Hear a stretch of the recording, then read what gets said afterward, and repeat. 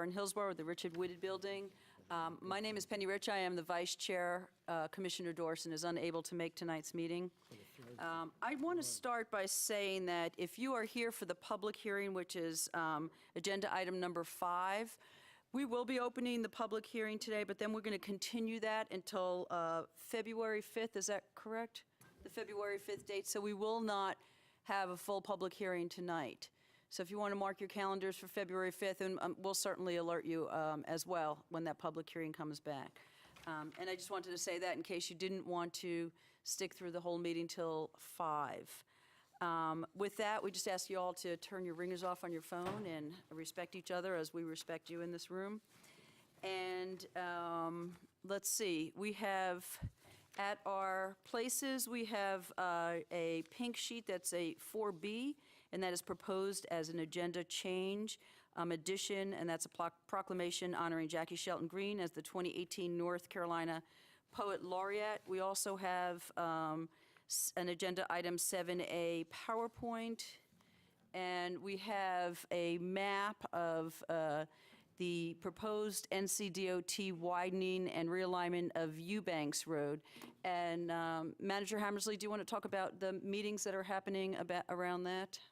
There is a meeting on November 5th for public comment on this, the map that you have before you this evening. And that would be this Monday.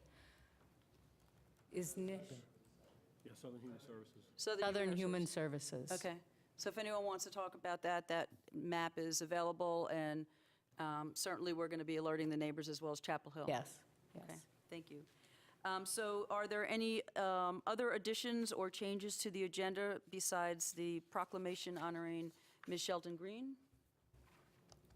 And I see none, so can I get just a consensus nod to add this to 4B? Yes. Okay, great. And now we are going to move into our arts moment. And we have advisory board member from the Orange County Arts Council, Doris Friend.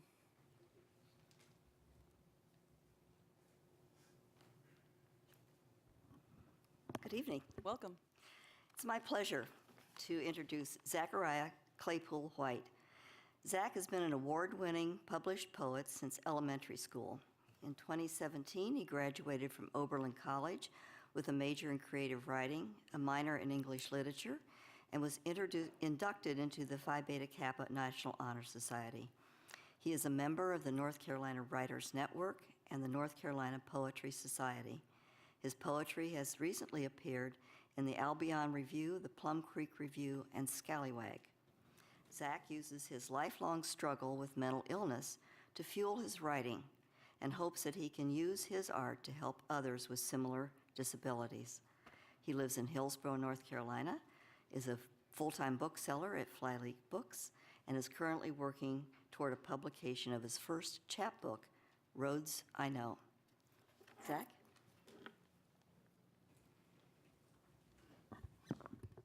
Thank you. Dogwood Holy, while listening to Pink Floyd's The Wall.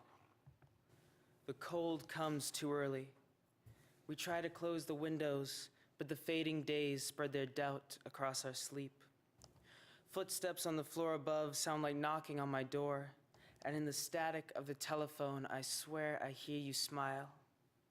Did we undo ourselves?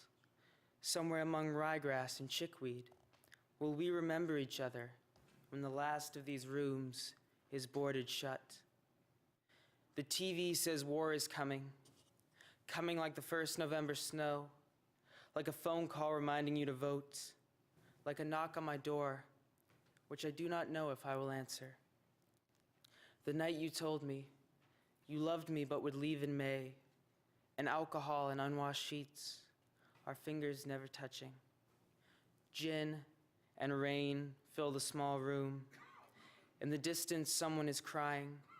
I lie on the table, eyes closed to all but the storm. Sometimes I forget which doors lead home and who will answer when I knock. The Klan is marching. At home, we are protesting. At home, they tell me, the The black boy was punched against a car. The license plate came clean off and the mountains are burning. Reclaim this table. Reclaim these feet and the boots that carry them. Reclaim the mud and dirty snow, reminding us where we have walked. My father's family died in the camps. Did they think of us before the doors closed? Think of the children in dogwoods that must surely grow in their stead. The boycott continues. Fires in Carolina break containment lines in 3 locations.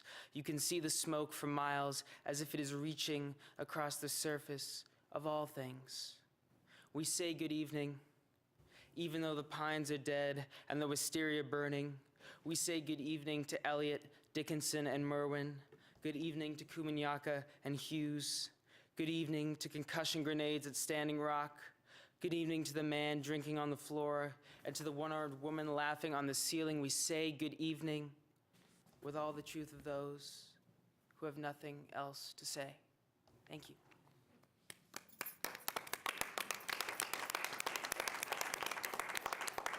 Thank you, Zach. That was just beautiful. Okay, well, let's move on to the public comments. Do we have any public comment? Not here yet. Okay, so Mr. Merritt unfortunately went to Southern. He's on his way here. When he enters the room, we'll recognize him, if that's okay with everyone, and we'll take public comment then. That's all. Okay, Wait for him to arrive. great. Okay. So if you want to speak about something on the agenda, you need to sign up for that item, and we can take your questions then. So let's move on to 3 announcements, petitions, comments by board members, and we'll start with Commissioner Jacobs. I'm not going to do any petitions. I noticed that some petitions I have are coming back in December already, so there's no point. So I'm just going to raise issues, and either people will follow up on them or they won't. First, I'd like to suggest, in the same spirit that we're asking to participate in the planning for the Gateway Center, the train station, since we're the ones who are the funders, that we do the same thing, ask to have a seat at the table for the Hillsborough train station, where the voters of Orange County are putting in millions of dollars, and it would be nice to at least have someone from Orange County government at the table who can then report back to the board if there are any issues or concerns or questions. Also, I'm going to suggest about the Justice Advisory Council that when you get to choosing people, I don't think it needs 2 commissioners. A lot of times there aren't 2 commissioners there anyway. Whether or not the one commissioner serves as the chair automatically, I don't have a strong opinion on. Kate Finhagen thinks it's a good thing and it's a way to keep linked to what they're doing, but you also don't need an emeritus position. We did that to accommodate Bernadette Plessier, and she's said she's past interested in doing that. I'm kind of curious, maybe the board would want to know, since we're contributing to the incentives for the Wegmans project, and we got an email about what Chapel Hill is allowing or not allowing and how the project is being changed.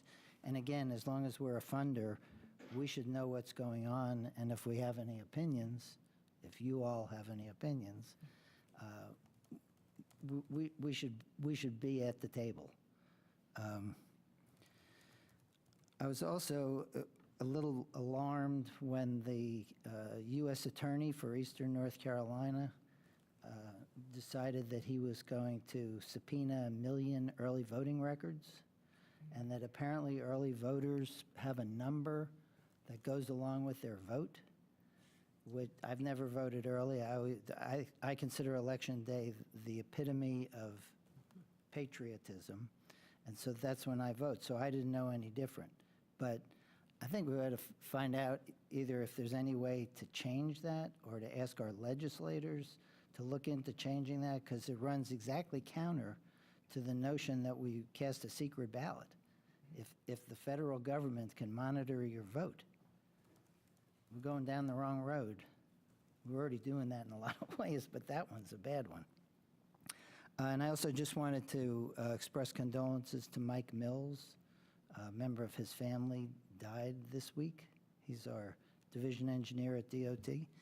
And to the family of Pat Sanford, who was an instrumental member of the animal welfare community for a long time.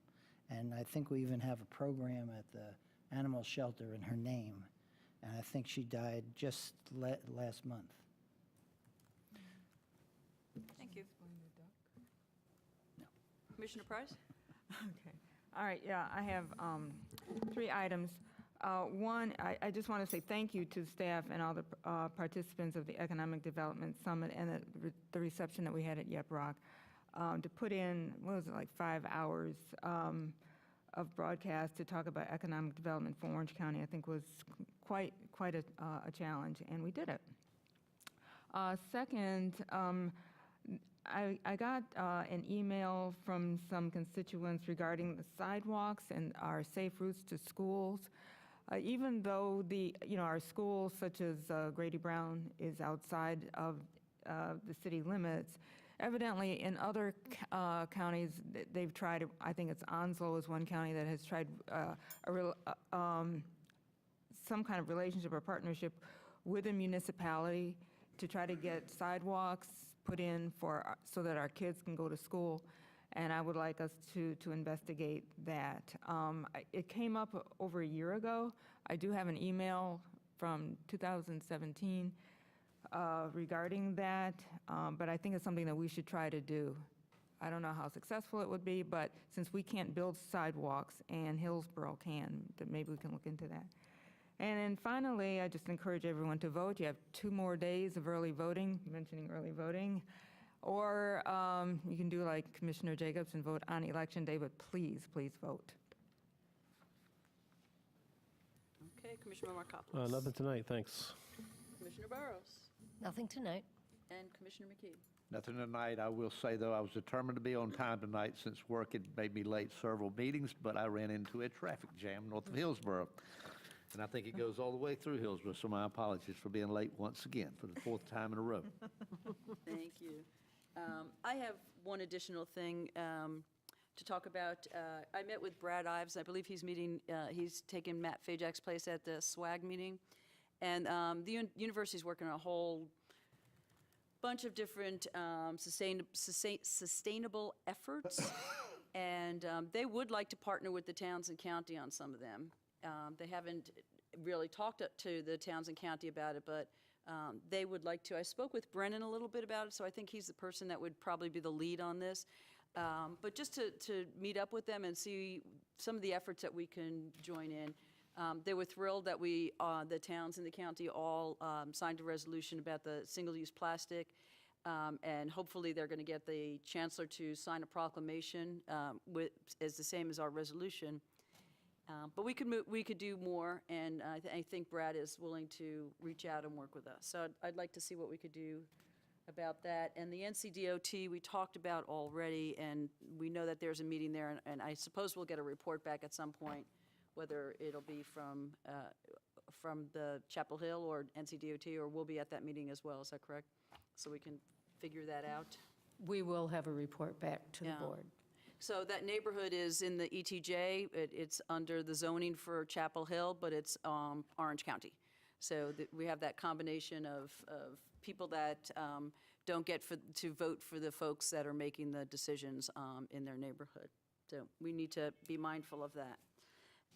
Okay, so let's move to 4, and proclamations, resolutions, and special presentations.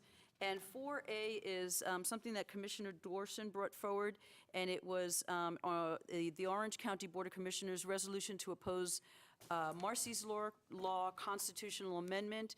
And he asked me to read that for everyone so we can take a vote on that.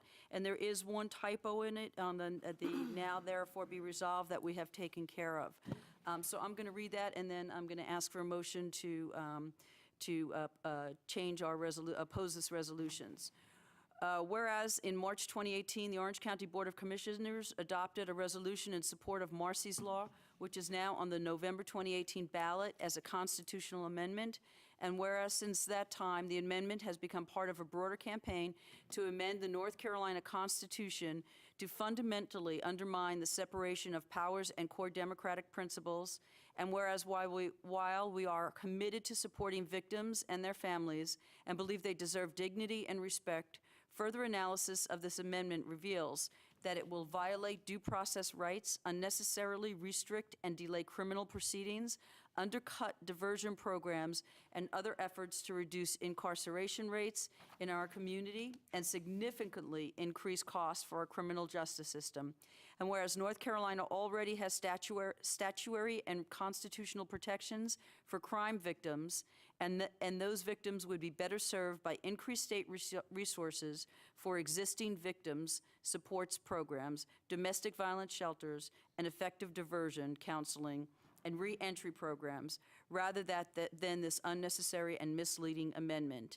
Now therefore be it resolved that the Orange County Board of Commissioners does hereby rescind the resolution adopted on March 20th, 2018, and be it further resolved that the Orange County Board of County Commissioners is opposed to Marcy's Law, Crime Victims Amendment constitutional referendum, and encourages all residents of Orange County, North Carolina to also oppose this misguided and harmful amendment this first day of November 2018.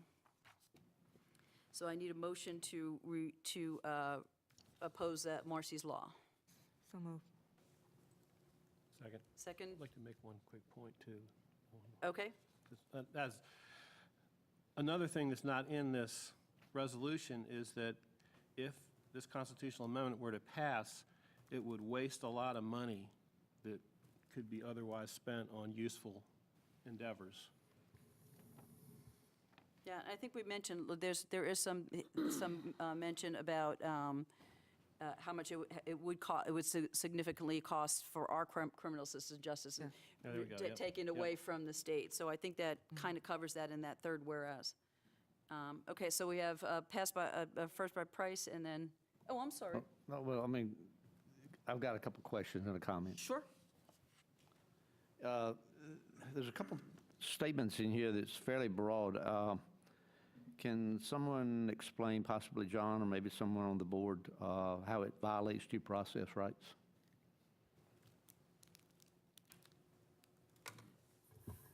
I'm afraid I can't answer that question. I didn't write this or look into that issue.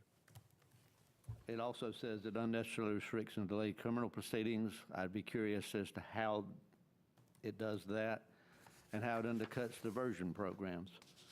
I also find it a bit odd that we passed this in March, and I'll read the now therefore it be resolved, that the Orange County Board of Commission does hereby stand in support of HB 551/SB 595, a bill to amend the law and Constitution of North Carolina to provide better protections and safeguards for victims of crime. So when we passed this in March, we knew this was a constitutional amendment. So I can't speak for Commissioner Dorson because he wrote this, but I believe that what he did is took a digger, he dove deeper into this, and because I think he was the one that brought this to us. I mean, And so I he's the understand one that. he's the one that is the attorney and really dug deep on this and came and did his homework and realized that I think he realized that it was a mistake to bring it to us in the first place. Well, I would think that the whole board would want to understand the first three questions I asked, and I mean, I realized that this was a law or a constitutional amendment, and I'm assuming the rest of the board did too in March. So, I mean, that's all I'll say about it. I mean, I'm not going to vote to rescind it because I question why we're doing this. I think that supporting victims' rights is paramount to a safe society. So, unless someone can answer those three questions, I'm not going to be able to support rescinding it, because I want to know what we're doing when we do this. Other comments? John? Just in response, I guess I can't answer that question because I didn't write it, but it is a position statement and an opinion on what the potential legal consequences are. And assuming Commissioner Dorson wrote it, he's not alone in that opinion, but I can't say that that opinion is correct, obviously, because this hasn't been put into effect. So I don't know what the results would be, but that's a position statement. Commissioner Jacobs? Commissioner Price was first. I just wanted to ask John a question. Do you remember when the constitutional amendments were actually compiled? So I thought it was later in the calendar year.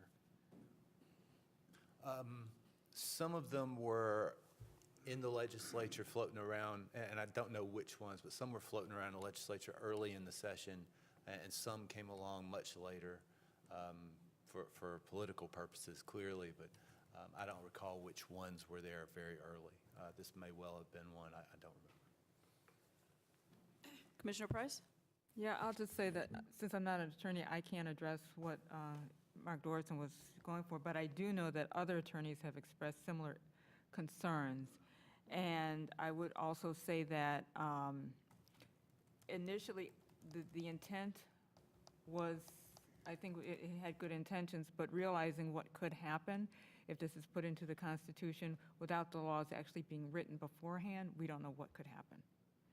It just becomes like a dark hole. Madam Chair? Yep. Yes, I mean, I have the same concerns on a lot of these amendments that are sitting there with no definition of exactly how they're going to be written, including, possibly this one. But, when I voted for this, I knew what I was voting for, and, I'll just cut it off there. I mean, we'll vote, and it'll be the vote, but I'm not going to be able to support this because I voted for it in March, full aware of what I was voting for.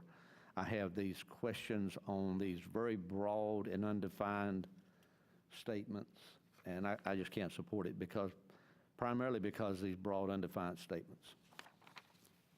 Commissioner Markopoulos? So I do know that this is not providing victims' rights for the first time in North Carolina state history. There's already victims' rights encoded into law.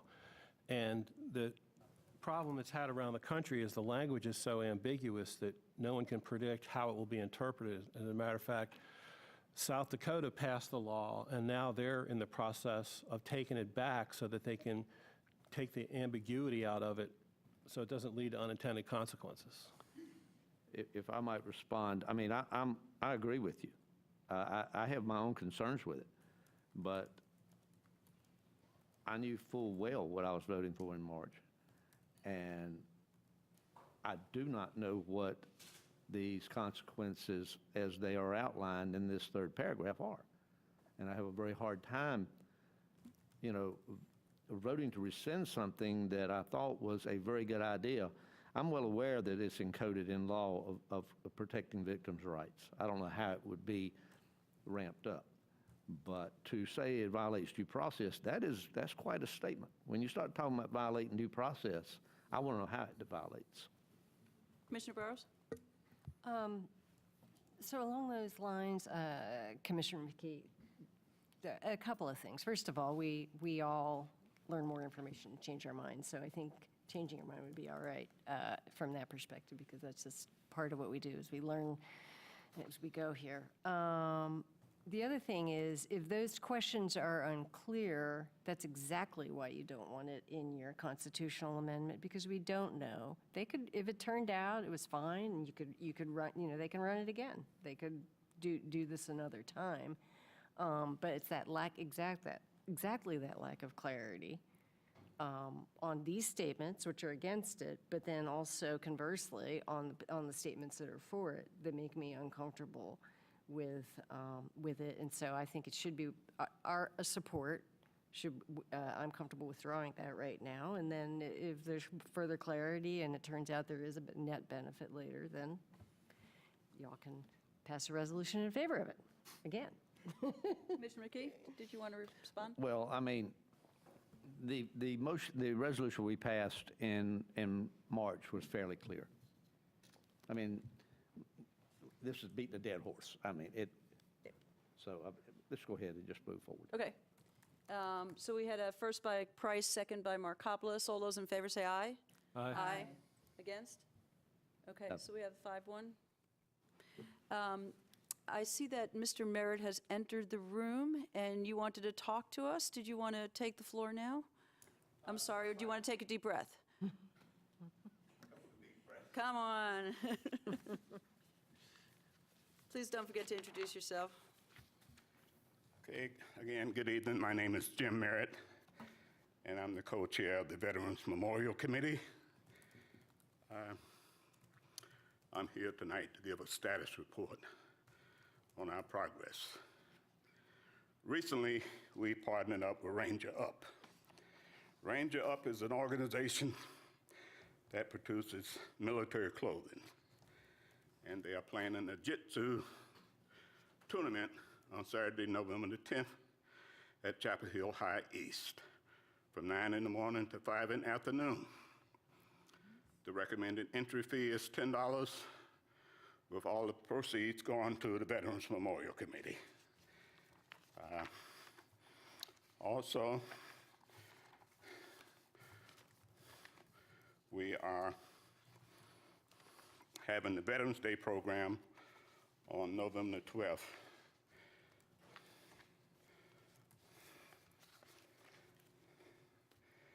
And I'm here tonight to invite the full Board of Commissioners to join us as we honor Commissioner Barry Jacobs for his years of service. This will be done in our Veterans Day program, and Commissioner Jacobs will be our speaker, beginning at 11 o'clock. Thank you. And where is that? At the Southern Human Services? That will be at the Southern Human Services at the memorial site. Great. Okay. Any questions for Mr. Merritt? Thank you. Aren't you glad you drove all the way up here for that 3 minutes of... Yeah, right night, wrong building. Sorry, you. I went to Southern. Thank you so All much. have done Thank it. you for coming. Commissioner Price, I'll yes? just add one thing, that the Orange County Social Services and Department on Aging are having the breakfast on Friday, and then Saturday. Now, is it Chapel Hill High East, or is it East? Because it's not on the... Chapel Hill High. Okay. Okay. And then Monday, we will have Barry as our speaker. And rain or shine, because if in case of bad weather, we'll be inside the building. Okay, thank you. Thank you, Mr. Merritt. Okay, we're going to move to 4B, and this to consider a proclamation honoring Jackie Shelton Green, a native and current resident of Orange County, as the 2018 North Carolina Poet Laureate and renowned poet, creative writing teacher, and community arts advocate. Donna, did you want to say anything to that, or do we have you down as you're the presenter on that? But you are not, are you? Is my name down there? It is. You know what? I'm going to pass it over to Commissioner Price. I should have been. Okay. Someone else, I don't know how my name got down there. Sorry about that. No worries.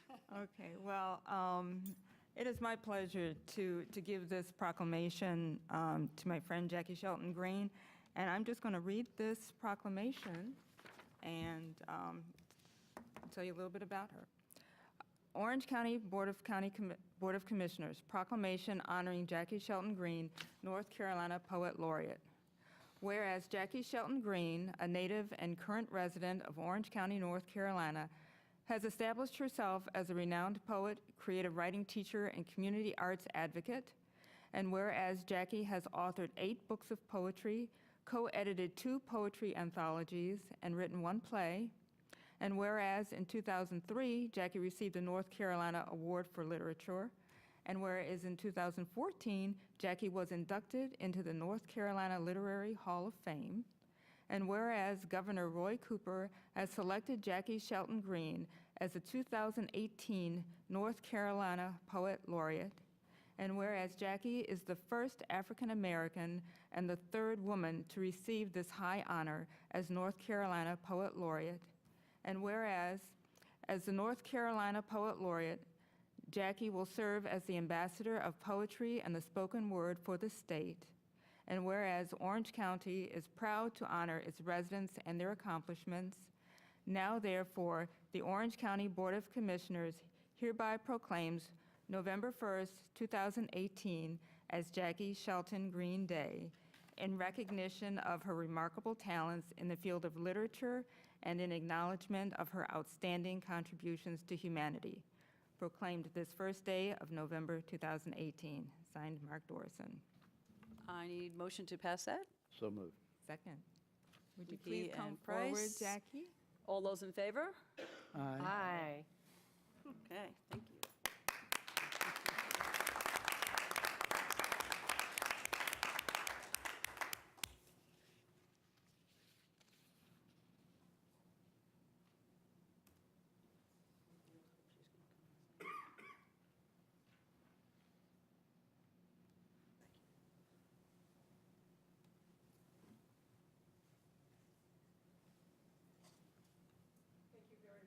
Jackie, please come and get greetings from everyone.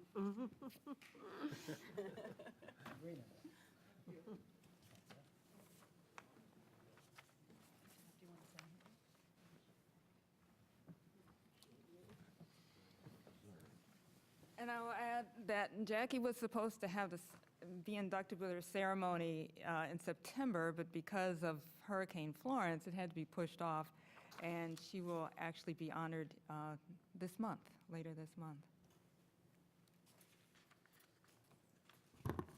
Thank you very much. On behalf of my family, on behalf of Roy Cooper's office, I'd like to thank you again, and it is a very auspicious occasion for me. I am grateful to be able to be all over North Carolina, and especially in places where commissioners like you have not enriched the literary arts and literature. So I thank you for always being champions of literacy. And I take this very seriously, and it is my intention to serve us all well. Thank you. Thank you, Jackie. Thank you for all you've done.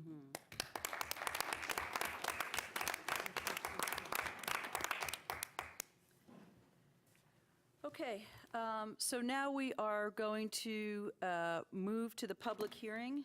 And like I said at the beginning of the meeting, we are going to open the public hearing, and then we are going to announce that we're going to continue the public hearing. So I need motion to open the public hearing, please.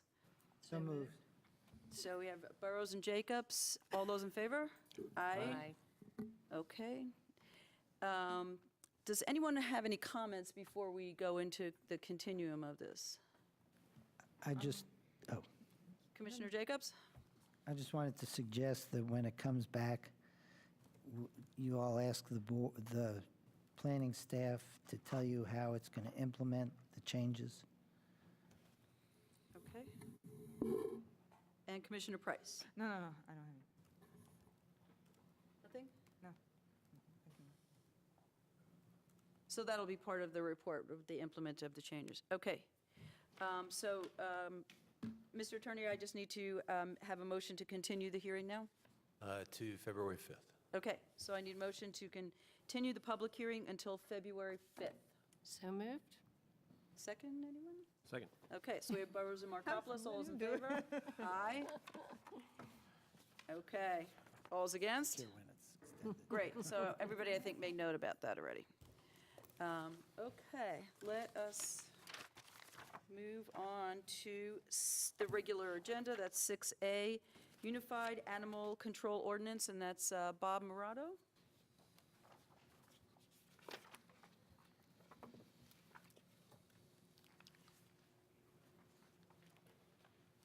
Welcome, Bob. I heard you went to Southern also. seems to be a trend tonight. Been a rough week, but be that as it may, Chair Rich, Commissioners, we come back before you this evening with the amendments that you heard previously on October 16th. Speak into the mic. Certainly. We have made, more specifically, we as Ms. Tosco, Anne Marie Tosco with the Attorney's Office and myself, Ms. Tosco has made a number of specific revisions to the amendments in light of the requests that you made of us when we appeared in front of you, and she's going to address those.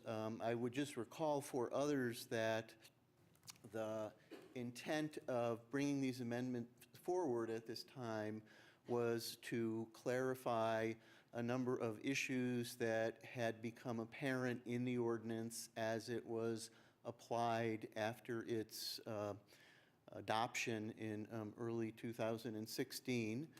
One of the specific issues that came forward was the review, providing a review for dangerous animal declarations, and that particular proposal came forward primarily from the Animal Services Hearing Panel Pool, which is the body that convenes those hearings, struggles with the issues that people present in those hearings, and that came back to the Animal Services Advisory Board and raised the possibility of having a mechanism in place that would allow people, would allow for these not to be lifelong sentences, if you will, that had no mechanism for review or reversal. But all of the issues came forward from our efforts to make this new unified animal ordinance work, and I think we believe this is an ongoing process, and that's what we're working on, and Ms. Tosco is going to address some of the specific revisions we've made. So the specific revisions, the first one is in section 4-38. Per Commissioner Jacobs' request, it clarifies that animals in imminent danger include those subject to any of the acts of cruelty described in the section on mistreatment of animals, including but not limited to animal fighting or baiting. In section 4-42K, which addresses the review that Director Murado just spoke of, it clarifies that that review is available to any declaration made under this or a previous version of the ordinance, so that it will be applicable to past declarations. We have not changed the 18-month wait period at this time, but we did gather some information about why we chose that period. As Bob said, it's related to their schedule of secure enclosure inspections. There is an annual inspection required. We also looked at other jurisdictions implementing this kind of review. We only are aware of 2 at this time who have it or are considering it, and both actually have 36-month wait periods. So 18 months is less than that. We do have other criteria that we hope kind of balances that out. And then finally, we took a look at our violations of dangerous dog restrictions where an animal has been declared and then violated to see what timeframes those occurred in. Of 8 that ended up in criminal summonses, so actually pretty serious violations, likely where there was further injury to person or property, we had 4 of those occurring within that year and 4 occurring well outside of it at 2 or 3 years. So again, we hope that 18 months is a good middle ground. And we'd be more than happy to do our best to answer questions. Great, thank you so much. Questions? Commissioner Price? Yes, remind me again, why do the appeals go to the finance officer? That is actually through the debt set-off process. So that is citations usually, except for the ones specified in the appeals section. That's an administrative process that we have. All appeals of debts can be appealed to Gary Donaldson. It's just a debt? I thought it would, I guess I don't understand. Sure. If someone is appealing the situation of their animal, their dog, you're saying it's more of a debt? So what happens is they get a citation that might be for $50 or $100, and then they get a letter saying they need to pay it and that they can appeal that owing that citation to the finance officer prior to being submitted to the North Carolina debt set-off system. In order to determine whether the person owes that debt, the finance officer would have to determine if the facts forming the basis for the citation did occur. And so it has nothing to do with animal control? I mean, whether the appeal? Well, no, it does, because citations can be for public nuisance. So in that case, the finance officer would determine, was this animal off property, based on the evidence that the animal control officer made that determination based on. Or what's another one? Well, I'm just wondering why it's not going back to someone that's within animal services. Since you're making a determination on the, Well, I think we would, I guess I would ask Anne Marie to clarify this more if needed, but it's a two-step process under North Carolina. Bob, can you talk into the microphone, please? It's a two-step process, as I understand it. The first step of the appeal is to an agent of the county, and the agent of the county that has been designated for that appeal is the chief financial officer. I think, as Ms. Tosco was saying, the merits of the case are what are at issue, and that person is to decide whether the debt is to be paid based on whether the actual infraction is demonstrated by animal services. And then there's a second administrative step, I believe, to the administrative court. The Office of Administrative Hearings. The Office of Administrative Hearings that takes it outside of the county, but keeps it within the administrative court as opposed to, say, district court. okay, so they're not, that person, he or she, is not making a determination on the animal itself, it's just on whether or not they fit certain criteria. Yeah, yes, whether the citation, if you will, has merit, given Okay. the facts of what happened. My next is actually a comment. This is well-written. I would just ask that we try to continue to keep our language so that everyday people can easily understand it. So, for example, there's a paragraph here that's added where it talks about any part of the curtilage thereof. I mean, could we just change it to like enclosed property so people don't have to go and look it up? And there are some other places where it's very legalese, and I would just request that, in the future, we try to keep it more everyday language. And then I had one other question, if I can find it. Okay. Okay, you already talked about the time frame. Do you happen to know what the cost generally is for an assessment by the Certification Council? But I don't have an average cost, but I'm going A to ballpark. I'm going to imagine we're talking somewhere in the neighborhood of $100 to $250 for an assessment of that kind for a behaviorist. So this would actually be quite a burden for someone that's got a moderate income. It could indeed be. On the other hand, I would say that we're considering removing the restrictions we've imposed on the animal to protect the public, the health and safety of the public. I mean, we've recently had, as you're aware, situations in the area where children have been mauled by dogs, family dogs, where they're very serious offenses. So I think our thought was that we shouldn't consider restricting or suspending those restrictions absent a thorough professional assessment of the animal. So I understand. Oh, I agree with that. I agree with that. I was just concerned about the cost, and it's like, if you have the money, that's good. If you don't, well, you just have to hold your dog inside a little bit longer. Okay. That's all. Those are all my questions. Other questions? Commissioner Jacobs, are you okay with that 438C? Does that fit what you were asking for? Yes. Okay. Comment? Commissioner Burrows, comment? So I appreciate that you kept it, the review period at 18 months. It's helpful to see the comparisons with what the other counties have or are considering. And since as you said, that recommendation came from the Animal Control Hearing Panel or participants, or? The need to not have there be a lifelong sentence imposed on the basis of one incident, and it could be an incident that happens with a very responsible dog owner's animal. The hearing panel pool very much felt that there should be some mechanism to revisit that, and so we have explored what other jurisdictions do and brought that to the Animal Services Advisory Board for discussion, yes. Okay, and so the advisory board recommends the 18 months? Both, So both of them yes, do. that is correct. Okay, well, A, because of the other information, and also because folks who are volunteers on our panels have recommended it, I definitely support the 18-month review period. Commissioner Price? Yes, I had one more question. Under the exceptions, this is a dog that is defending a person or another animal at the time of the injury. So who, really determines if the person is being defended by the dog?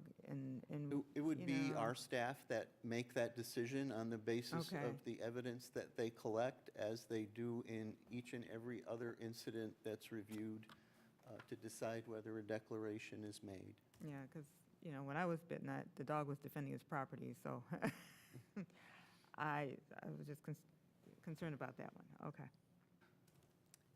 So it's not going to just be the testimony of the owner? You're going to... No, I think it would never just be the testimony of the owner. It would be the totality of circumstances and all available evidence as gathered by our staff and factored into a review and final determination. Okay. And I think in this case, and Anne Marie can correct me if I'm wrong, the issue would be that,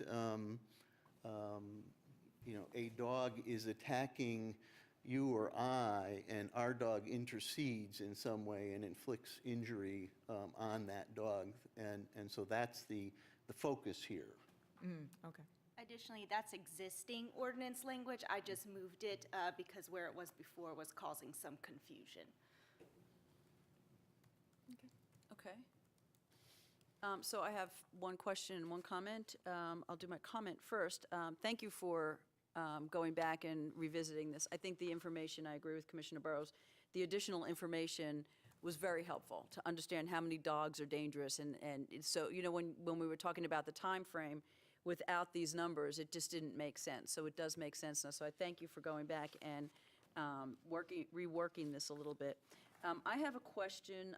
I guess it's on section 4-42, when there's 1, 2, 3, 4 reasons why a dog could be considered deemed dangerous. That's page 7 on the paper print. I don't know what is on. And then that also is on your application for review under section 2. It seems that is the same language as that's in 4-42. Is that correct? I think that is correct, yes. Okay, so the question I have is, and I think, I'm hoping that you can answer it, but John, also if you could make sure that I'm understanding this. So number 4 is, has been deemed potentially dangerous dangerous in accordance with the NC General Statute, Chapter 67, Article 1A, dangerous dogs. Who is making that determination for the state? Your Animal Services Director and your Animal Services Director staff. Okay, then when the 18 months is up and a dog graduates out of being dangerous, does number 4, you will also make the determination in number 4 that goes back to the state that dog is no longer dangerous in the state? I'll defer to John, or... Well, I don't think that has any impact on a state declaration. The 18-month period applies to declarations just under the animal control ordinance, so I think 1 through 3. But if it's declared dangerous pursuant to state statute, the 18 months doesn't apply. So the dog remains dangerous in the state but not in the county? No, I mean, it would not be, there's no way to remove that declaration from, if it's made under the state statute. So County number doesn't 4 have- doesn't fit in with 1, 2, and 3 then? Is that correct? Under the review? That's what I'm asking. Well, I think that it's not subject, and this is the legal part, it's not subject to being repealed in the same manner. There's no mechanism in the statute currently that allows for us to revisit it subsequently. I myself, and this is a tangent and it's another discussion, think it would be good if there were such a mechanism, and I think that it would be something for us to consider in the future, making a recommendation that the statute itself be amended to be more flexible in the manner that we're doing with the ordinance. But we have, I think that we have no authority to revisit that under the statute. Then why is it in the review process that you're asking that, because you're, in your application to review the declaration, it's in there. It should not be in there then, correct? So the statute defines dangerous dog differently than the ordinance and has different restrictions. The ordinance actually is more restrictive. So a dog could be declared dangerous or potentially dangerous under state statute, and then they'd be declared under this 4 in the ordinance and have the additional ordinance restrictions put on them. I think that Bob could still review this 4 and the bases for the statutory declaration, and while he can't remove the restrictions or the definition under state statute, we could lift the ordinance restrictions based on that review. So let me just understand, the dog would then not be dangerous in Orange County? It would be dangerous under state statute in Orange County, but not under local ordinance in Orange County. So the restrictions, the muzzle, and all that stuff would go away? It would not? Not the state restrictions. It's a little bit confusing. Can you see what, you agree? Okay. It is a little confusing, and that is the way it works. So we don't have the authority to presently, we do not have the authority to revisit the statutory declaration of the animal as a potentially dangerous or dangerous dog. It just doesn't exist. There are other statutes around the country that have been amended to provide a mechanism like we're providing in the ordinance presently. It feels uncomfortable for me to vote on this knowing that that's not clear. If it's not clear to me, it's I mean, how do we make that clear to someone? I mean, you're determining that the dog's dangerous under the state statute, correct? That's you that's doing that. Well, it's my staff or our staff Right. that are doing that, yes. But then you can't reverse that, but you can reverse 1, 2, and 3, but not 4. That is correct. Okay. Comments? Okay, so the manager's recommendation is that the board adopt the proposed Unified Animal Control Ordinance amendments and approve and authorize the chair to sign a resolution of amendment, a resolution amending Chapter 4 of the Orange County Code of Ordinance. Do I have a motion? So moved. Second. Nikki and Markopoulos, all those in favor, say aye. Aye. Against? Aye. Nay, sorry. And for the reason that I stated, that I just don't think that this is well put together, and maybe I can, at the same time, petition you to petition the state to change this. I don't know if you've considered that, changing that ordinance or not. Manager Hammersley. What I would recommend is, if it's the desire of the board to change the state statute, is that would be included in your legislative agenda, because we as staff cannot petition the state to change a state statute. Thank you. That if we can make note of that, that would be great, whoever's doing legislative agenda next time. Thank you all. Just so the board is aware, since this is an ordinance that does not require a public hearing, so when it's not passed unanimously, it has to come back.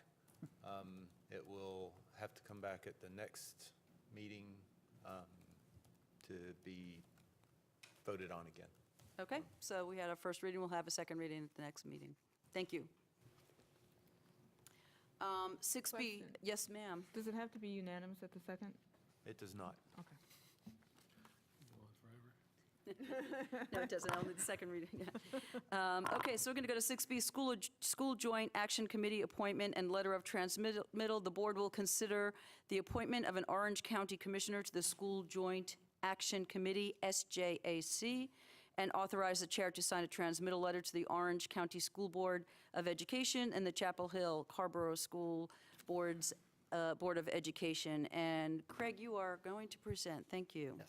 Good evening, Craig Bent, Orange County Plan Director. The School Joint Actions Committee is a product of the School Adequate Public Facilities Ordinance that was wrapped into our Memorandum of Understanding with both school districts. The purpose of the Joint Action Committee is we have some standards within the Adequate Public Facility Ordinance when we receive membership data, what type of facilities we count, for capacity, what the level of service level is at these different, elementary, middle, and high school levels. And if there was to ever be a change or an implementation of one of these aspects that affects capacity at something different than our regular, or at least the guidance within our Memorandum of Understanding, there is a mechanism within our ordinance that appoints a School Joint Action Committee. In this case, the state legislature over the last few years has suggested to reduce class size. If you were to reduce class size from the 1 to 20 that it is now, from K through 3 to 1 to 17 all at once, the capacity within the elementary schools within both districts could not, the existing schools and the classrooms that they have could not accommodate the capacities that are presently being used at the 1 to 20. It could result in one school district, such as Chapel-Carborough, if there was immediate implementation, to be over a whole school loss just with changing the numbers. So the School Joint Actions Committee can meet and discuss how it is implemented over time, which is allowed by state legislation. It could actually, if it creates a difficulty in doing the Certificate of Adequate Public Schools test for, let's say, the elementary school level at one of the school districts, it could say, we could defer that until we can catch up through one of our capital improvement programs. So there is some flexibility. As it says in the abstract, in 2005 we used this when we noticed we were getting close with elementary school level, and we just said, let's implement the elementary school Certificate of Adequate Public Schools test when Morris Grove Elementary came online, so we could, as what the ordinance was intended to do, to match the capacity in the schools with the amount of children. What will be very important, and as we'll report with the School Joint Action Committee, we'll be able to put some numbers into our projection methodology and see what would occur over time. But it's going to be very important to monitor elementary school enrollment in both school districts in the next few years to see if we're moving in the right direction. So the purpose of tonight's agenda is to make an appointment from a Board of County Commissioners member. Also send the letter that's in the package to our 2 school districts. And the mission for this Joint Action Committee could be twofold. One is, we know there's state legislation that's affecting class size, but we also know with reports that this board hears very clearly from both school districts that due to maintaining schools and possibly renovations in existing schools, there may be some changes in capacity due to requests for capital improvements. The original School Adequate Public Facility Ordinance was more of the bell rings, boom, we did new 585 capacity school. That's not maybe the mode that we're going to be in, with examining school by schools and seeing where maybe 50 to 100 seats could be improved with some sort of renovation. So the Joint Action Committee could, does as prescribed, report back to all the full boards, and then it is eventually wrapped into the School Adequate Public Facilities Technical Advisory Committee report and voted on by the various entities. So this will involve some products that does come back to the full board. If you have any questions, I could answer them. Questions for Craig? I have a comment. Commissioner Price? Just to say that the North Carolina Association of County Commissioners has been looking at this class size change, this mandate. And this year, it became one of the top 5 goals, but not the top 3, so they're still concerned about the class size. And last year, both the steering committee dealing with public education and tax and finance, as well as folks from the School Board Association, were opposed to this class size reduction mandate. So it's still a big issue with a lot of opposition. Other questions, comments? Commissioner Jacobs? Craig, I have a question. Do you perceive this group as discussing more broadly the use of SAFO? Or because we know it can't be used, their certificates of adequate capacity can't be used to prevent development from taking place. So there is no enforcement mechanism in the private sector. The only enforcement mechanism is to require the county commissioners to build a school. And our previous county attorney used to say it was an ordinance that created a straitjacket for the Board of County Commissioners. And so is the discussion going to entertain some of the broader issues, or is it just going to be mechanistic? That's somewhat of a political question there, but let me answer it in this manner. The Adequate Public Facilities Ordinance has been, I would say, more of a capital improvement planning mechanism than it has been an enforcement mechanism. So it's true, if we ever got to a certain point, we may have to either not implement that aspect of it, but the benefits of the School Adequate Public Facility Ordinance has been well done over the years to at least keep us in tune with what's going on with enrollment, capacity, and state legislation. So that's about as far as I can go. So it's a good planning tool. Yeah. Well, since I won't be here as part of these discussions, let me, as someone who's dealt with them for a long time, let me just suggest that whoever represents the commissioners and however the commissioners approach this, you keep in mind that we've only done 1 out of 3 rounds that have been proposed for updating the existing schools. So that's, $250 million. And so before we start making commitment, before the Board of County Commissioners start making commitments about being compelled to build new schools, I would just suggest that you move cautiously. It's hard to predict. The Orange County schools have been affected much more than the Chapel Hill schools by the charter schools. If we get into another recession, as we do periodically, and we've already committed to building schools, you'll have another issue on your hands about having made promises you can't fulfill.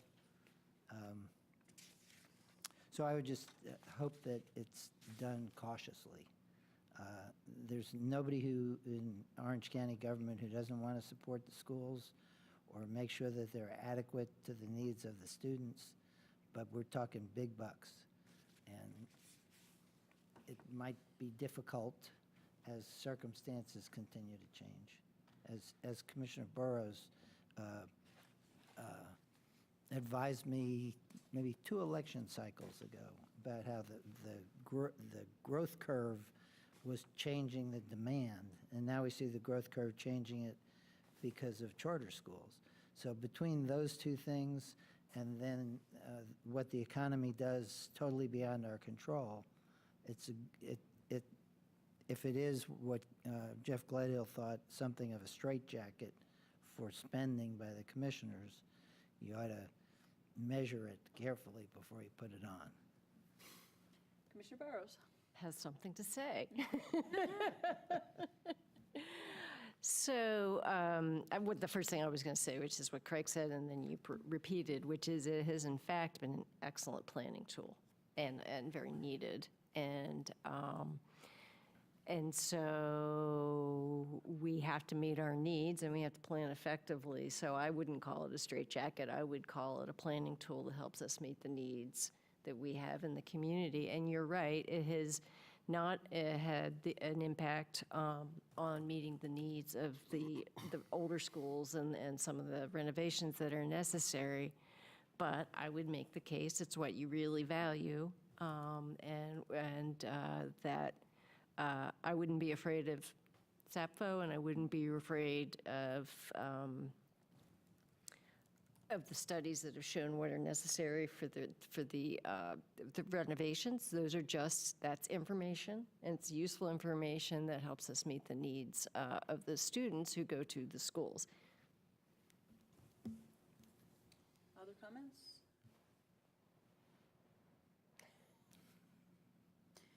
Okay, so the recommendation is to appoint a member of the Orange County Board of Commissioners to the School Joints Committee, and then to authorize the chair to sign the transmittal letter to Orange County School Board of Education and Chapel Hill School Board of Education contained in attachment 1. So we need a nomination. I'll nominate Commissioner Rich. Commissioner Rich, okay. I'll second. Okay, we got a couple of seconds, all right. All those in favor? Aye. Okay, it's Commissioner Rich. Thank you all. Will you please inform her? I will inform her. Great, and I would imagine, Craig, you would set up these meetings after the transmittal letter goes. Yes, that's true. And as we put in the agenda, we anticipate moving, relatively quickly through these meetings, 2 or 3, as the first part of the new year. There is a second part to the authorization to transmit the letter to the school boards. Yeah, I had mentioned that all in one, but if you need to feel, No, I think that's that fine. we- If it was together, yeah, that's good. it was together. Okay, Excellent, thank you. thank you, Craig. Okay, we're going to go to 7, to the reports, and the first up is the NC 54 West Corridor Study, which we have a PowerPoint at our places. The board will receive a presentation on the NC 54 West Corridor Study from Orange County Transportation Planning staff and provide comments, and I believe, Nish, you are our presenter this evening. Thank you very much, Commissioners. My name is Nish. I'm the Transportation Planner for Orange County. Thank you, Commissioners. I'm the Nish Transportation Planner for Orange County. I'm here to present the NC 54 West Corridor Study that's recently been conducted. I'll provide a brief background on the study, show you the key recommendations that have been come out from the study, how the study recommends the recommendations be implemented, some of the comments from Carrboro Board of Aldermen, as well as the outboard, and request your comments. The study covers a large area. It goes from Old Fayetteville Road in Carrboro all the way to I-40 in Graham, the NC-54 corridor. It includes a lot of jurisdictions from City of Carrboro, DCHC-MPO, Orange County, Tarpo, Alamance County, BGMPO, as well as Graham. They considered various issues because so many jurisdictions are involved, so many planning agencies are involved. They discussed various issues like short-term, long-term vision for the area, what are the various multimodal options for the area, the community and environmental preservations, and economic viability along the corridor. The main issues that were found is that there's a lot of inadequate pedestrian and bicycle facilities in the area. There's a lot of difficult left turns on and off of 54, causing crashes and delays. And there's a lot of reduction in intersection delays and queues. The study was a year-long process with 2 public workshops that have been conducted throughout the process. First one was in January. It was in Orange County at the Rigmore House, in Graham and Carrboro. There's another set of workshops that was done in May in the same locations. And now that the study is completed, it's allotted to local jurisdictions, and CASA is presenting to local jurisdictions and the MPOs for comments and considerations. At these public workshops, a lot of information was given by the public, and a lot of it was a little contradictory. Some wanted more development, some wanted less development, widen, don't widen, reduce freight traffic, better lighting, more traffic signals, more passing and turning lanes, park and ride facilities, and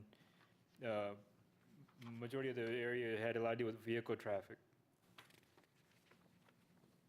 Can I ask a question? Yes, ma'am. Go back to that slide. What is on the bottom, what is that spike in that graph right there? It's hard to The read. main issue is the vehicle traffic. There's a lot of vehicles along that area. There's a lot of main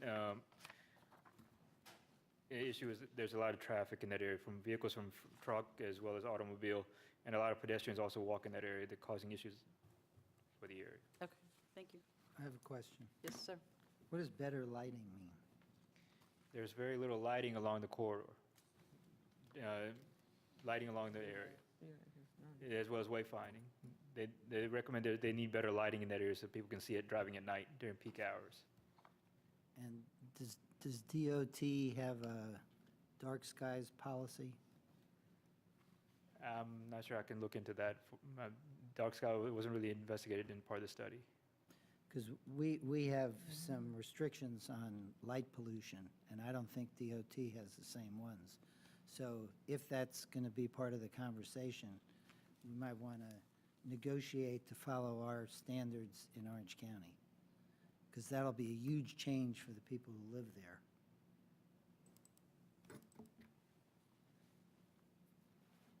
Thank you. I'll look into that and include that into our. As part of the study, it studied the corridor and the level of service along the corridor. The top line that you see is the road segments and the level of service of those segments. The bottom line you see is the level of service at the various intersections and how the blue and orange colors show that their level of service D, E, or F, which means they are over capacity, while the green is level of service A to C, which is at or below capacity. As you can see, from east of Mebane Oaks Road is orange, and that segment is over capacity. It's either service E or F, and so are some of the major intersections along that area. West of Mebane Oaks Road is service D or better. And as well, this also includes some of the pedestrian counts that are along this corridor. And as you can see, as you go closer to Carrboro, there's a lot more pedestrians and bicyclists in Orange County.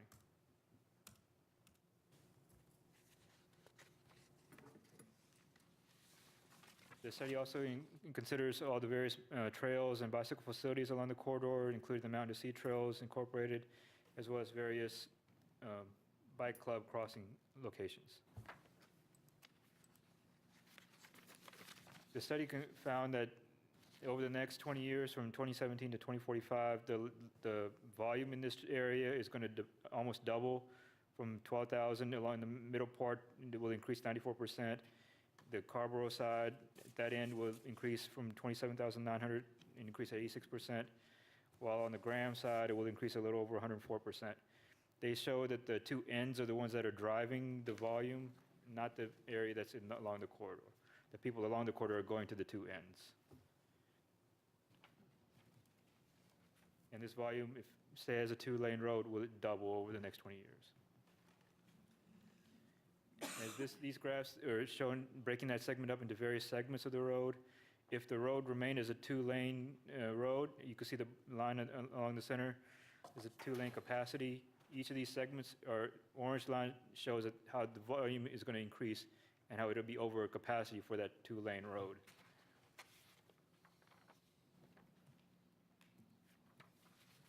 And this is another section, mostly in Orange County, how the area is going to be either at the two-lane capacity and beyond. The key recommendations for the study: at the intersections, multiple considerations were done at the intersections. They studied conventional intersections, median U-turns, super streets, quadrants, and roundabouts at all these intersections were considered. At the segments, the cross-section, various different cross-sections were considered, from number of lanes to the width of the lanes, and the median types and the width of the median types, various shoulder widths, on and off-street bicycle facilities, sidewalks, shared paths, and side paths. All of this was considered for the segments and various intersections. Key findings is that they found that majority of the corridor is 55-mile-an-hour speed, with some sections is 45 miles an hour. They projected a 1.5 annual growth rate throughout the 20 years. No dramatic changes in land use, and there's a primary shared use path along east of Longdairy Road on the north side, and primary side paths west of NC 119. This is a graph that they did at various other multiple intersections. This is at US NC 119 and East Main Street in Graham. They studied what the potential of conventional intersection, super street, median U-turn, quadrant, median U-turn being the more preferred option for that intersection, while these others graded at different levels. On the east end of the corridor at Old Fieldville Road, it was the median U-turn and quadrant were recommended as being more the ideal way of addressing that intersection versus what the other would produce. All the other intersections, all these things were also considered multiple intersections, and roundabouts and signalized were seen ideal as some of these intersections. And I'll show where these roundabouts were recommended. For the road segments, they studied what would happen if it remained as a 2-lane, what would happen if with 3-lane through the corridor, 4 lanes, and what are the results of those if those were used along the corridor. Wait a minute, can you explain your symbols in the right-of-way column?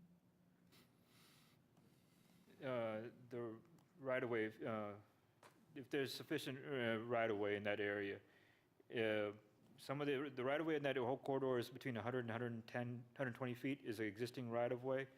Some of the section that I'm going to show you next is what right-of-way would be needed to meet these various sections. The equals means it's okay. Yeah. Okay.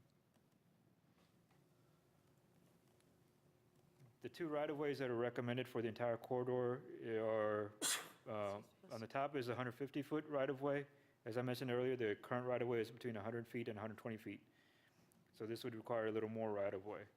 The bottom right-of-way you see is 130 feet right-of-way. The difference between the two is the curb and gutter. And the top one has a swell. Both have a median, both have a shared use path, and both have 2 lanes on both sides. The priority, biggest one is safety along the corridor, and especially for bicyclists and pedestrians, both crossing and traveling along it. Intersection improvements were seen as a short-term objective, while ultimate cross-section were the long-term objective. Transit is also considered as a possible option, as so is supportive land use and policies. Environmental protection mitigation is also considered throughout this process, and it recommends implementing as a phasing of how these improvements will be done. The key recommendations are the 4 lanes is needed throughout the entire corridor. Access management is critical. The phasing, starting at the 2 ends and working way down, and mostly a 23-foot median with ditch on east of NC 119. These are the cross-sections and recommendations that are presented as to what would happen, what would be needed for the corridor to address all the traffic that's going to occur. Yeah. This one is at the intersection of starting at NC 119 and East Main Street to be signalized in quadrant, and a 4-lane cross-section with curb and gutter east of it. This is in Alamance County outside of Graham. Continuing east at Wormers Road, there's a first roundabout is recommended at that intersection. And as development, various areas that are developable, that is an alternative between either the curb and gutter or the swell cross-section in this area. It's recommended 4 lanes on this whole portion as well. Continuing further east, the intersection at Mount Willing Road and Salem Church Road is a quadrant with a signalized with crosswalks, and a roundabout at Mineral Springs Road. And swell 150-foot right-of-way continuing east from there. Mebane Oaks Road and Saxapaw Bethel Church Road is a signalized crosswalk 4-way and a roundabout at Morrow Mill Road. At Orange Grove Road is signalized, is recommended. White Cross Road is crosswalks and possible traffic signal. and Dawson Crossing is also signalized, recommended for signalization. Continuing east is Bethel Hickory Grove Road is not signalized, while Neville Road is possibly signalized, as well as Hatch Road. And Old Fayetteville Road is median U-turn and signalized. This whole area is recommended for 4 lanes. As part of implementation, it's a phased approach to how these recommendations should be implemented. The first phase is recommended from Old Fayetteville Road to Dawson Crossing, as it'll be cost $43.2 million. The second phase is part of the 2 ends from Dawson Crossing to Morrow Mill Road, as well as 119 to Warm Ranch Road. Phase 3 would be from Warm Ranch Road to Mineral Springs Road, and the remaining would be Phase 4. The total cost for this entire project would be $180 million investments, $80 million in Alamance County, $100 million in Orange County. Of the 3 MPOs that would be part of this, is $80 million would be in BG MPO, $56 million for TARPO, $44 in DCAC MPO. And the various costs of those 4 phases is also presented.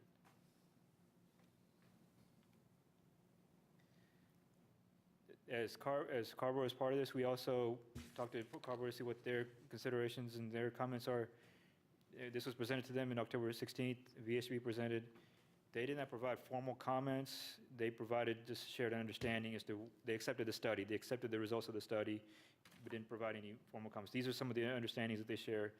That while Carver is skeptical about the widening, it sees that intersection improvements and operation improvements need to be done first to address the traffic. They understand this is a long-term project, long-term phase. It'd be over 20 years in future spot processes. Transit will help address some of the increasing traffic by improving coordination between PART and Chapel Hill Transit along the corridor. And they understand that the shared youth path is not really fully funded by NCDOT, based on NCDOT policies and STI law. This was presented to our outboard. Outboard has made formal comments. They said that those who were present at the outboard meeting, there was no quorum. There was only some members that were present. These members who were present provided these comments that they are opposed to the widening of 54. Because of the rationale is that more cars in the road will create more problems.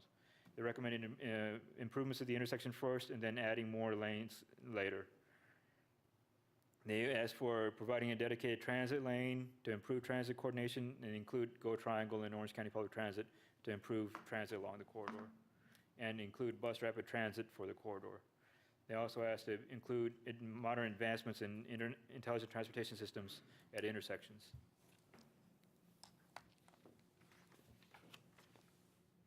Now I seek your comments for the study to be forwarded off to DCHC-MPO. DCHC-MPO is the only one that's actually taking action on this plan, because they're seeking comments on it right now. Okay. Questions, comments? Commissioner Markopoulos. I went to a lot of these meetings and some MPO meetings about this, and park and ride lots were mentioned a lot during the meetings from the public and other elected officials, yet it doesn't really show up strongly in the recommendations anywhere. It's just sort of a footnote. I live out there. I've lost hundreds of hours of my life to trying to get on 54 while the traffic streams by, and a park and ride lot out there would be used as soon as it was built. I am certain of that. So I would urge us to strongly recommend that this be looked at, be made more of a priority, even if it's just a gravel park and ride lot. It doesn't have to be anything fancy. I mean, people would meet and carpool there while we were figuring out how to integrate transit with it. And there's one of the answers I got from one of the DOT folks was, well, there's no land for it. There is a UNC facility there. If y'all remember where Adam and Eve used to be out on 54. The UNC stores documents there, and there's a lot of land around that building, and a lot of UNC employees drive down 54. It seems like we ought to be able to work out something mutually beneficial with them, just as an example. And one other comment, since I'm on the microphone. The BRT idea, it seems like if we were going to do that, we should do it soon, right? It seems like a lot of these transit projects, they get planned for the future, and when the dedicated lane is finally put in, it's almost too late to have a really well-functioning BRT. By the time the project comes up in the queue, there's been enough development to make it a slow BRT instead of a rapid BRT. Thanks. Other comments? Commissioner McKee? I would endorse Commissioner Markopolis's comments. I think the key to this whole thing is getting ahead of the curve and moving forward. I would hate to see this repeat the same mistake that I think Hillsborough made by not moving forward with a bypass of some sort in some place. The growth of this area is not going to cease. The traffic is going to continue to get worse regardless of what we do.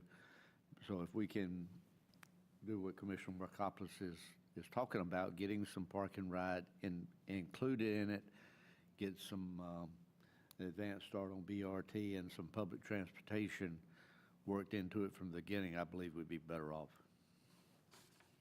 Commissioner Price? At the risk of sounding like a broken record, yes, I have to agree with my colleagues. And when I was on TARPO and alternate for the MPO, we actually halted this project in the scoring, because people didn't, particularly folks in Carrboro, did not want this widening, and they kept pushing for buses, and there's been no mention of bus in here other than the rapid transit. But it was, where can we do some park and ride? There's going to be more people, yes, going back and forth, but can we put folks on a bus? Some way reduce the number of cars on 54 as opposed to, build it so that they would come. Another comment or question, for the bicycles, where would they go? Particularly in the example of the swale, because you've got a little bit of right-of-way or shoulder, but you've also got would the shared use path be for cyclists as well? Yes, ma'am. Okay. The shared use path is where you see the cyclists and pedestrians on both. Okay.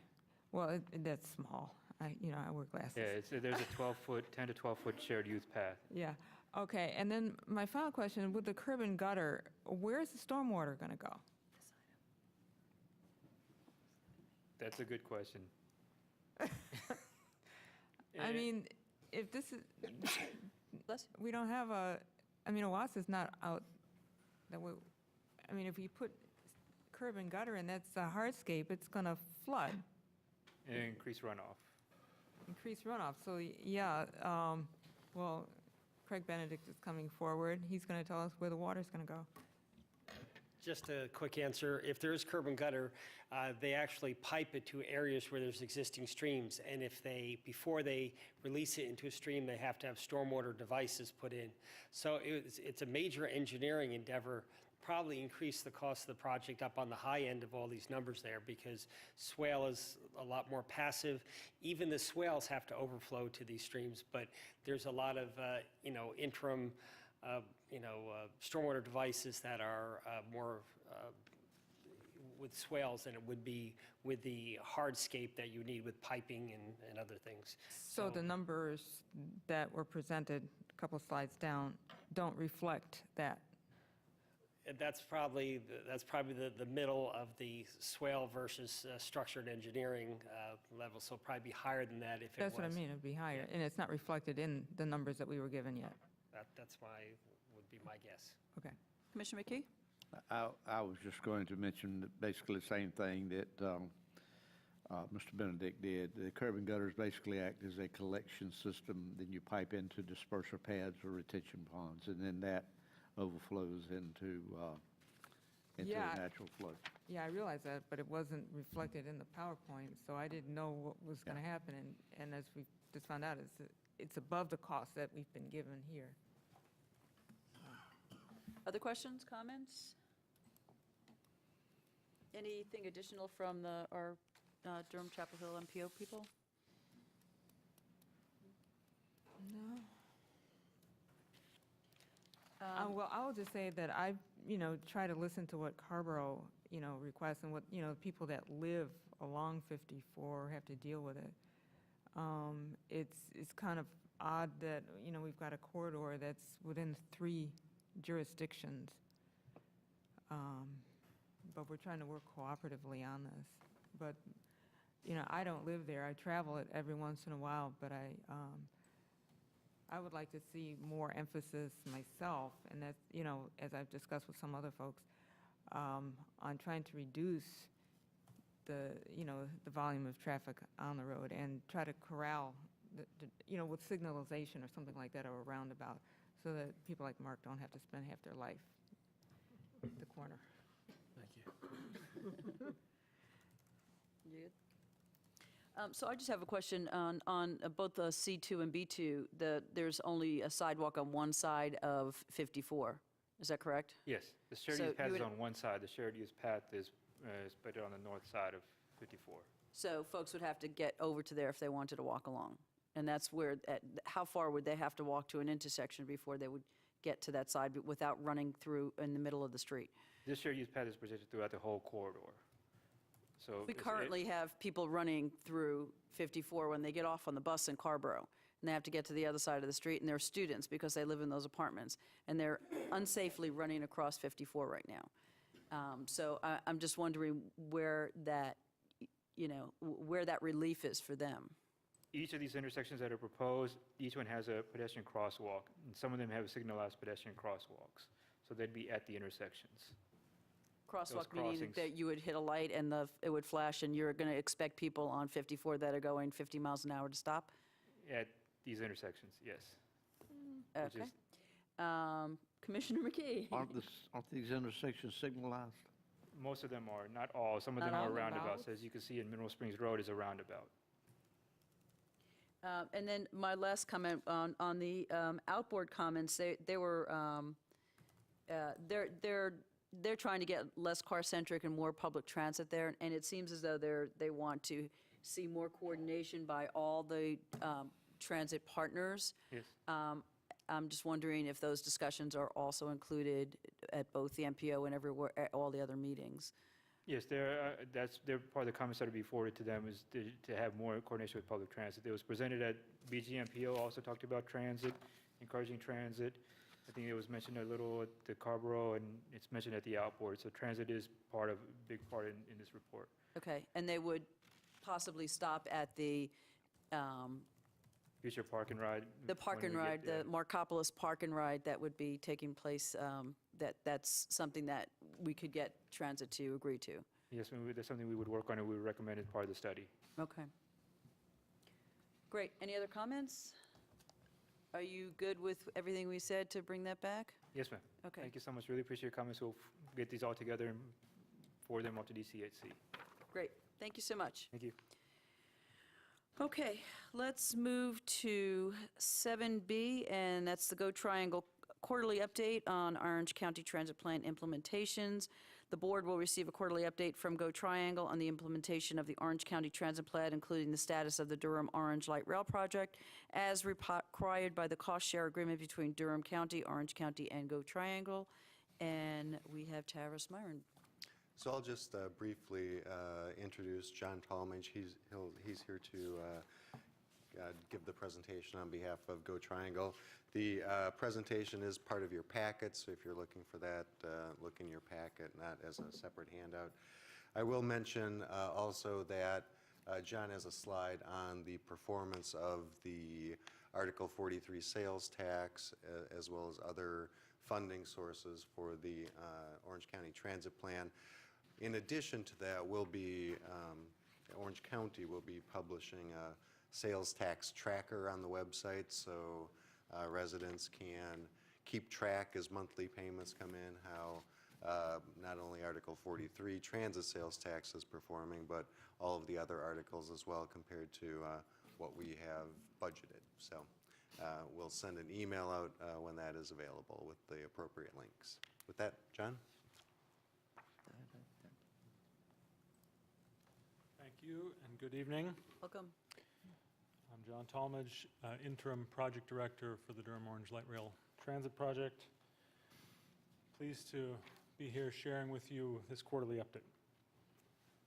And I may need, okay. There are a couple of things we want to talk about that are broad about transit and how we're trying to communicate the range of investments that are being made in public transportation through the various transit taxes that are being collected and the transit plans across the 3 counties in our region. Talk briefly about the short-range transit plans that have been in process and are being updated. Quick comment about the Youth Go Pass, and then a number of slides about the status of the Durham Orange Light Rail Transit Project. The first is this website and tagline, "Go Forward, a community investment in transit," which we're using to help communicate to the public that the 3 counties have been working together on their county transit plans. The investments are not just single projects, but they range from bus to shelters and amenities on the sides of the road, to bus rapid transit projects, commuter rail projects between Durham and Wake counties, and the light rail project between Orange and Durham. It has its own website, so we can, as we're doing public outreach around activities that are related to the funding of the county transit plans, we can direct people to one website and they can see, okay, if I want to drill down to what's happening in Orange County, what the status is, that's available. If they're interested in across the 3 counties, they can go to one website and find that all there.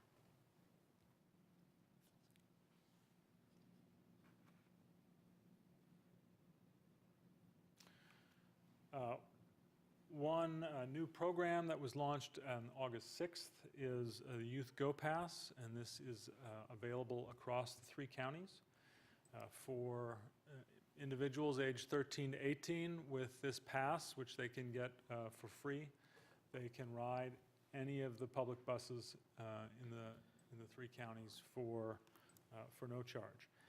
You can get that here in Orange County at the main library, at the Carborough Library and the Cybrary, and we're still working with the Town of Chapel Hill's Public Library on making sure that it's available there. And that's obviously the Town of Chapel Hill's service is free to everyone, but this is so that people who are using Go Triangle services can get the pass and use it on Go Triangle services. Turning to that revenue information that Travis mentioned, this is a look at 2017 and 2018 revenues in each of the 2 counties broken out, and a comparison of what was projected in the transit plans and the actuals received in each of those fiscal years. And it's good news across the board. And I think that so if you look at the Orange County, which is the bottom rows, in 2017, you see the transit plan revenue projection, $8.4 million in total, and the revenue actual is $8.6. There was projected growth from 2017 to 2018 in the plans, going from $8.4 million to $8.8 million, and we actually saw that growth met and exceeded, and $9.1 million were received in Orange County. I think that this is good news, but it should be expected. This is a positive economic time, and people are finally seeing raises in their incomes, and spending is going up. And so during these periods of times, it's good news that we're beating our projections. There will be times when we're not meeting our projections, and so we took that, or the firm that we hired to do the projections, try to take that account, but obviously you can't predict the future with that kind of accuracy. So we're pleased to see that in these periods we've beat the projections that were in the transit plan. As I mentioned, the plans are not just single projects, but a range of services. Go Triangle and Orange County and Chapel Hill Transit have each been updating short-range transit plans concurrently and coordinating those efforts. The specific goals here, this was for the Go Triangle services, were to make buses faster and more competitive with auto trips, providing more frequent service, and providing more all-day service. Go Triangle plan had a number of proposals, and those have gone out to the public, and we've received comments and presented this to our board, and we expect to have the board act on that next month. Orange County has also been developing the plan and will have its own approval process that will come to you this fall or winter. The light rail project. We remain eligible, we're moving the project forward, remaining eligible for the federal grant, the $1.25 billion grant called the Full Funding Grant Agreement. We're anticipating that for September 2019, which is the same as before. To reiterate, when the state money was reduced from 10% to $190 million this past summer, Durham County signed a letter that was passed unanimously by their commission that showed an intent to make up for that money with additional balances that were in future years of their county transit plan with transit tax dollars. That will require, and we've been here to talk about this, will require updates to the cost-sharing agreement, and in order to make sure that that's only addressed once, that the expectation is that January, but probably February, will be coming to both bodies for updates to those that cost-sharing agreement.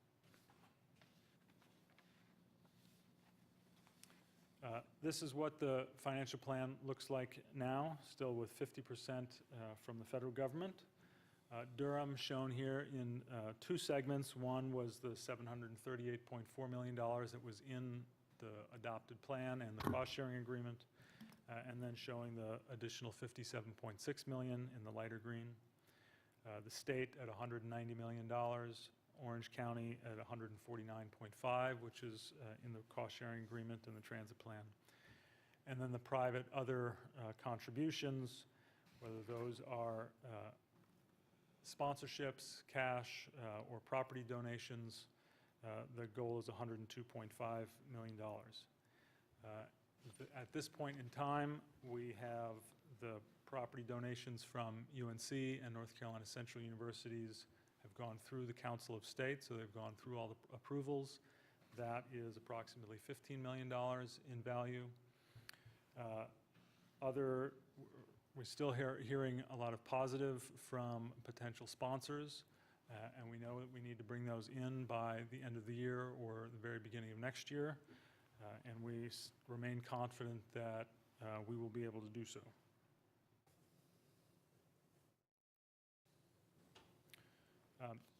To review our schedule, and this is, since we submitted this through your system, the first bullet needs to be updated. The FTA review, which is their risk assessment review workshop, that will occur at the end of November, the last 4 days of November, the 27th to the 30th. And that is the standard process at this point in a project that's applying for the New Starts grant. And they look at the project in detail, they look at the cost, they look at the schedule in detail, they look at our identified risks that are remaining to the project, and the way that we have scored them both on likelihood and then cost or schedule impacts. And they do their own assessment about the scores on each of those, and then run that through a model. And what that results in is the contingency that they think needs to be in the final budget that would go through the full funding grant application. So that workshop will take place at the very end of November. Their staff will, so this is the FTA, Federal Transit Administration staff, and their consultants will do their work to run the the analysis by the middle of December, and then there is final review at other levels of Federal Transit Administration before it gets released back to us as a draft report, and we know what that assessment is about the contingency. Right now, our contingency in the budget is just over 20%, and we think that's a good number, but FTA gets the final say on how much contingency needs to be in the budget. The next step is finalizing the agreements. So I mentioned the cost-sharing agreement, the public and private donations. Those need to be confirmed, so we need commitments by early 2019 in order to finalize the financial plan and be ready to submit the grant application by April 2019.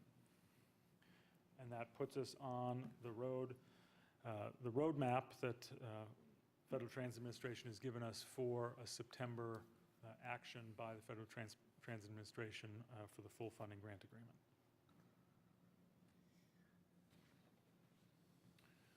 One other activity that's taking place right now is the supplemental environmental assessment.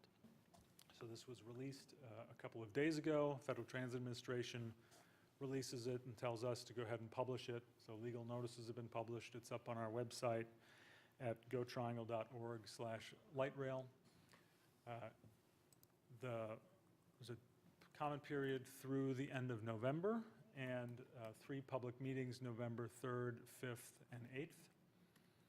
So the first is this Saturday, and that is at the Spring Hill Suites in the Patterson Place area, right near the Durham-Orange County line, and on the Durham side of that. And the supplemental environmental assessment is to look at all of the refinements and changes that have taken place since the record of decision on the environmental impact statement back in 2016. So some of those are highlighted here. The station changes this board has seen before. Irwin Road is an elevated section of the project adjacent to Duke's campus. Pettigrew Street, I have some more details about. That's in downtown Durham. And then a couple others that are also relevant corridor-wide, so Orange and Durham County from UNC to North Carolina Central University. And those are changing the width or the length of the platforms from a 3-car platform to a 2-car platform as a value engineering measure. So there's cost savings associated with that. And we ran analysis to make sure it wouldn't impact the projected capacity that's going to be needed out to 2040 and beyond. And then the second is to use a single-track bridge as we cross New Hope Creek, so it lessens the impacts there. It also lessens the costs of that structure. And we ran the analysis to make sure that there, where there's only a single track, is not a point that is going to slow down trains on either end of that segment.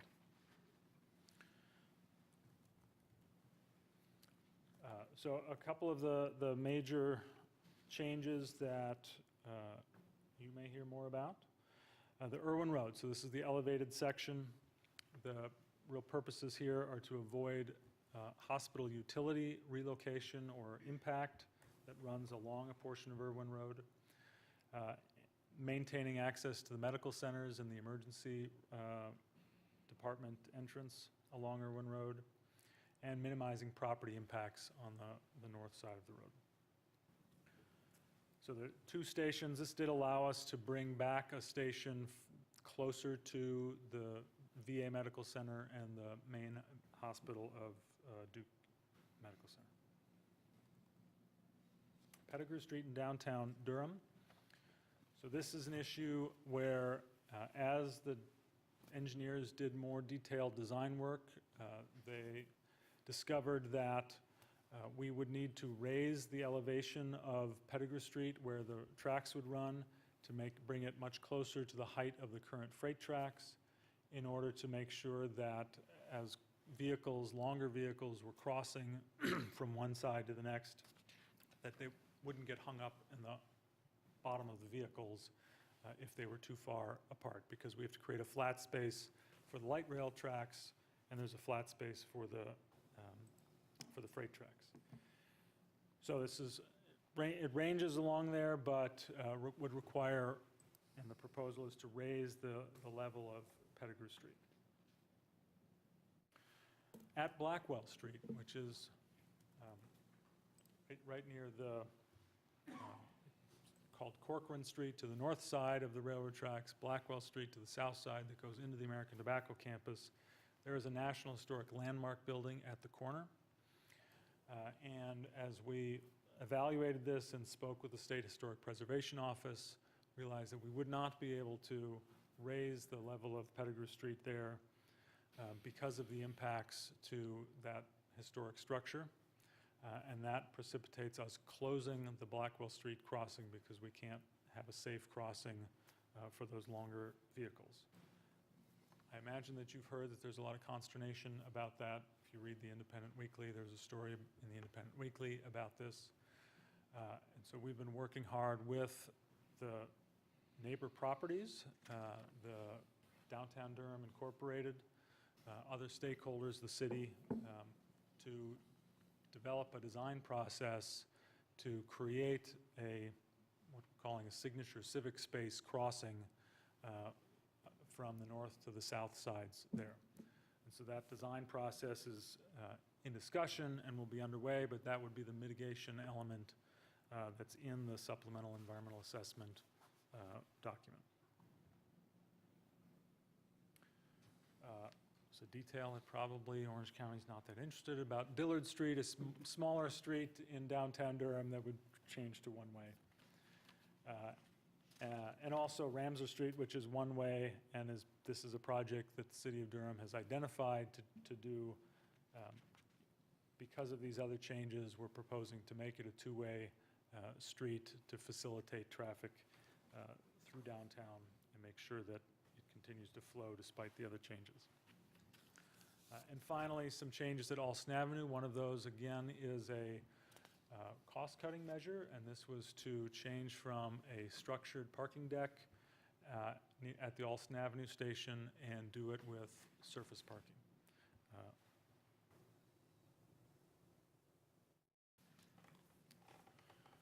So the supplemental environmental assessment is out. We've got the comment period through the end of November. One thing that's important to note here is if you're getting questions from the public, please direct them to that website, gotriangle.org/lightrail. They can find all the information there. They can leave comments there, or there's information about how to send them in if they prefer to send them in another way. During this period, because of the rules, we will not be responding to comments as they come in. So that after the comment period ends on November 30th, then we compile all of the comments.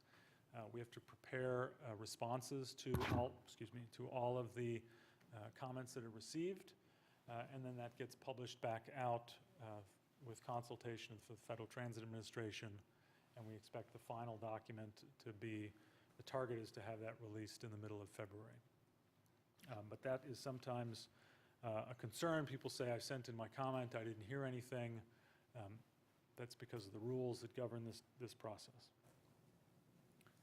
A couple more points. One of them is another approval. This is going through the Durham city side, the planning process.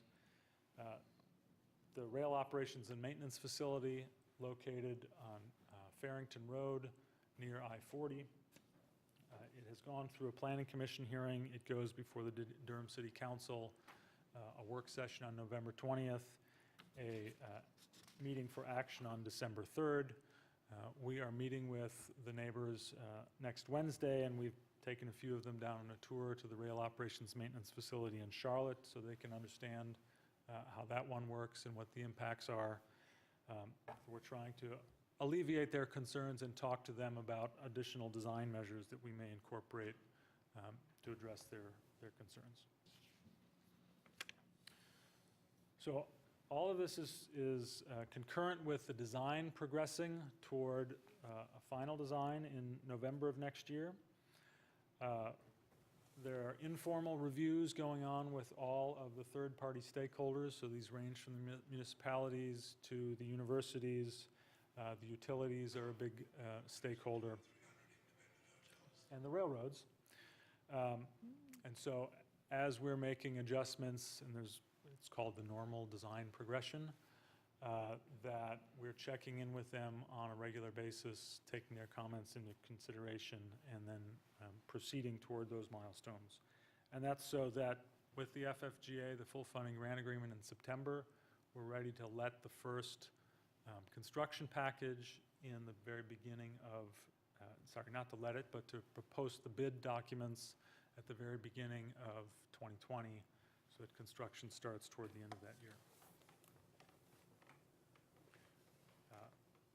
Last 2 points is that disadvantaged business enterprise participation is an important part of the contracts that we currently have underway. So these are design contracts, construction management, and program management.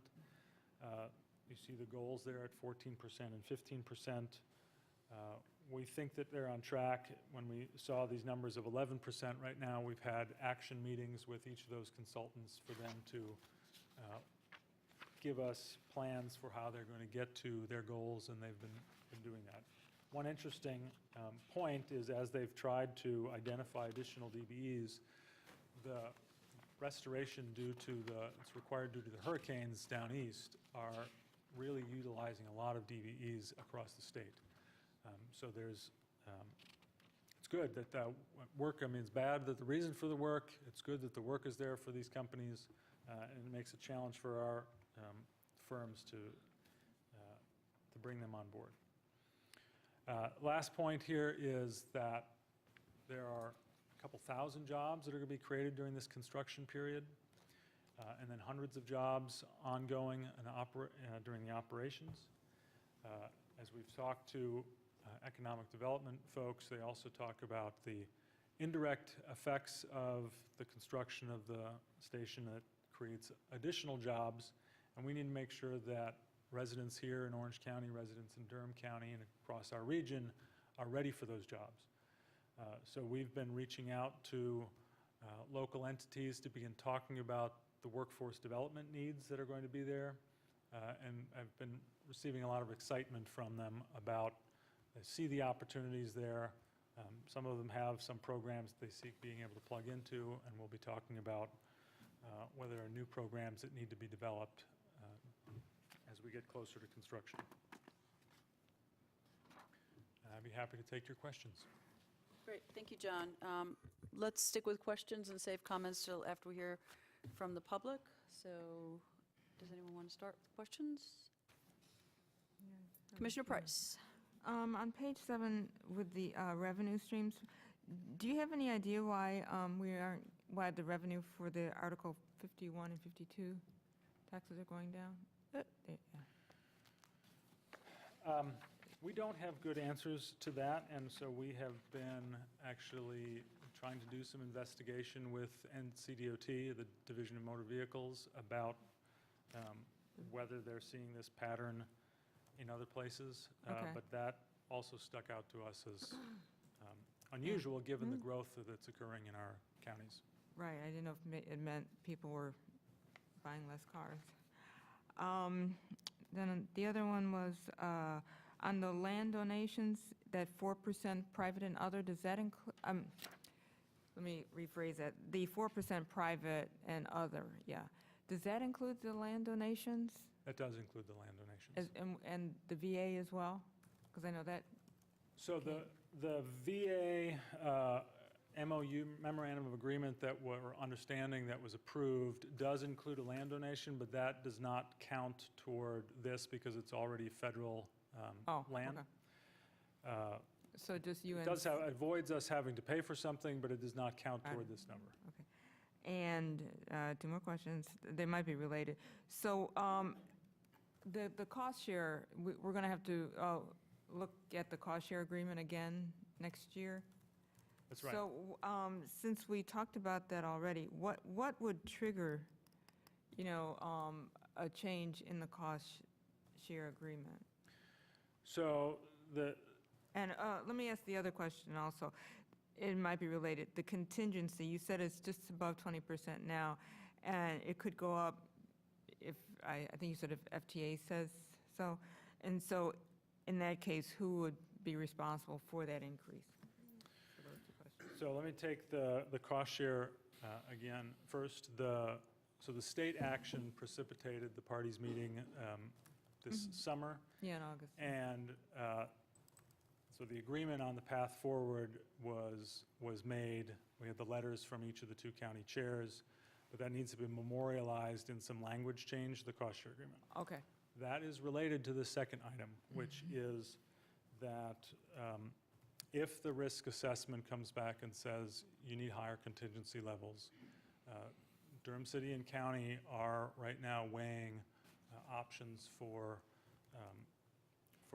meeting that need, providing that backstop. We are also, as we get more and more information and get closer and closer to the period of time, we're making revisions to the financial model to look at our assumptions about interest rates or other things. Is there more money on the Durham side of the transit taxes to accommodate some of these things? Okay, thank you. Other questions? So you want to hear from the public, or, I'm sorry, Commissioner Well, McKee? I've got several questions. Okay, yes. sure, let's do it. On the private and other fundraising effort, $102.5 million, what figure did you get? I think I heard you give us a percentage of where we're at now on raising that, or maybe I misunderstood. So we're at about $15 million is that land donation from the universities that's committed.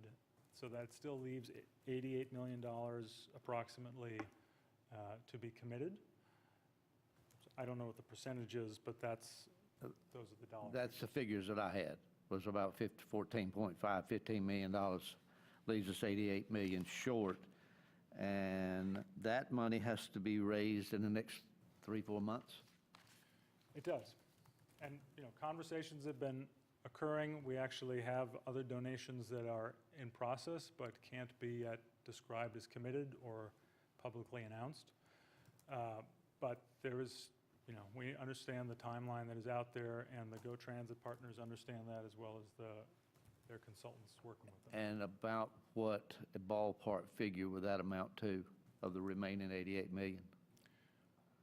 We think that if all of these that are underway come in, that we will be very close to the target, What does very close mean? perhaps there at the target. So I'm not going to get an answer. I don't know what the number is. I can't Okay. give you a precise number. I'm curious, if the VA donation does not count against the cost, why does the donation from UNC and NCCU count against the state? Why does it also not? Why can the state make the donation and it be counted, but the feds cannot make the donation and have it counted? So I'm not an attorney, but I do know that there are different laws and regulations that govern how those can count or not count, and that's the information that's been provided to us. And given the legislature that we have, what assurances do we have that the legislature will not count this $15 million as part of the state's donation of 190? Well, they may change the law again, but under the law that's written, it is the direction to the North Carolina Board of Transportation that through the way that they allocate funds to transportation projects, that limit is $190 million. So the actions from the two universities and the Council of State is not through that stream of revenues that the Board of Transportation acts on.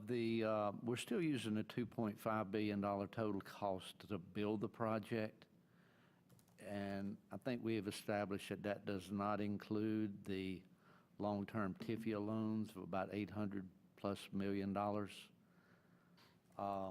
So my question is this: we've got Orange County's share at $149 million. That also does not count long-term interest through TIFIA for Orange County either, does it? Which will amount to about 150 or 140. So 149.5 is the contribution toward the capital cost within that period of the full funding grant agreement to 2032, per what was in the plan. And there are agreements in the cost-sharing language that Orange County would continue to pay a share of the debt payments on the borrowing that happens for the construction project. So the true cost to Orange County is going to hit approximately $300 million, not 149, over the life of the project, construction cost, operating cost, and long-term interest, including TIFIA.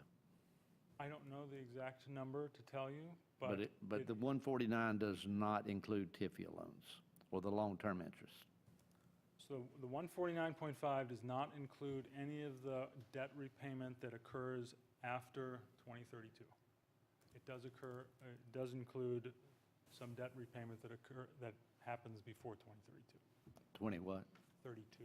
Right, yes, sir. I understand that, but it does not include that long-term TIFIA interest, which is I'm figuring in $130, $140 million, maybe more than $140 million, depending on our interest rates. What I'll say is that we are acting consistent with what was presented in the Orange County Transit Plan and adopted, and in the cost-sharing agreement, and those are the governing documents that we have. I understand that, and I don't argue that. I just think that in these documents, we ought to acknowledge the true cost of this project.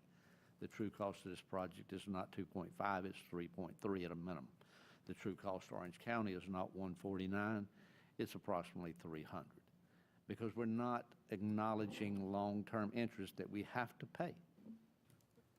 So it's a very similar way of describing the cost of any other capital project. It's the same way if someone describes the cost of purchasing a home, right? You don't talk about how much I'm you're totally in gonna pay. agreement with you, sir. I'm not going to argue with you that, but we're not acknowledging the cost of this, regardless of whether we acknowledge the cost of our home, regardless of whether we acknowledge the total cost of our school buildings or not.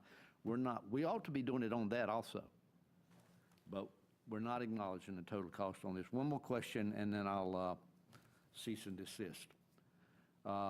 What would, and I don't expect you to have these figures off your head, but I would be curious to know what the exact cost of the Irwin Road elevation, Pettigrew Street elevation, and any other, I mean, you're saying that it's, and I've got an email from you saying that these are increased costs. I think you used Irwin Road as an example of, Irwin Road would be an example of an increased cost, and the single track would be an example of a reduction in cost. But I'm curious to know exactly what each one of these increased cost items are, exactly what each one of these decreased cost items are in dollar amounts, because I find it interesting, we always stay at that 2.47.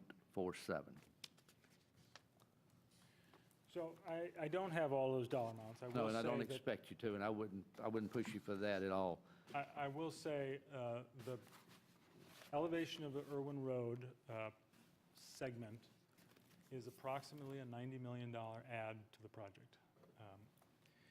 And so I don't have the dollar amounts for the others. But the other thing that's important to understand, and this also goes to the point that you're making about what are the costs all the way through the repayment of the loans out into the future, is there are other changes that are happening that relate to when construction is anticipated to occur, or what the interest rates are, or year in which borrowing happens, that are all changing as you progress through this and you get closer and closer to construction and needing the money. And so they're going to be different. And so the contingency, right, was 30% when we were at 30% design.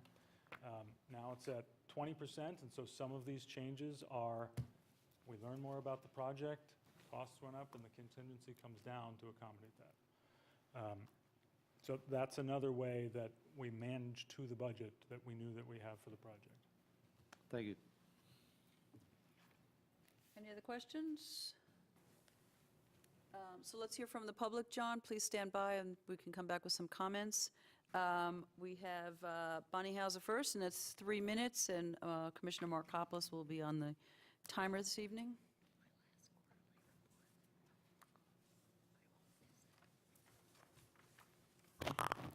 Thank you, Commissioners. Good questions. Thanks for that. I'm Bonnie Hauser, and my comments are intended to complement an email that we sent earlier this week. First, I wanted to thank the county for the information on the historical sales tax collections. It helped alleviate our concerns. When the county lowered its budgeted growth projections, we wondered how you were going to meet Go Triangle's aggressive sales tax growth projections. Now we know. We continue to have concerns about the project, which we listed in our email, and hope that you'll consider the full list. Tonight, I'm going to focus on a couple of financial issues. Commissioner McKee started the discussion. We think taxpayers need to really understand how costs, functionality, and risks have changed since they approved the transit tax in 2012. First of all, news reports have quoted Go Triangle saying that interest costs will increase to $850 to $900 million.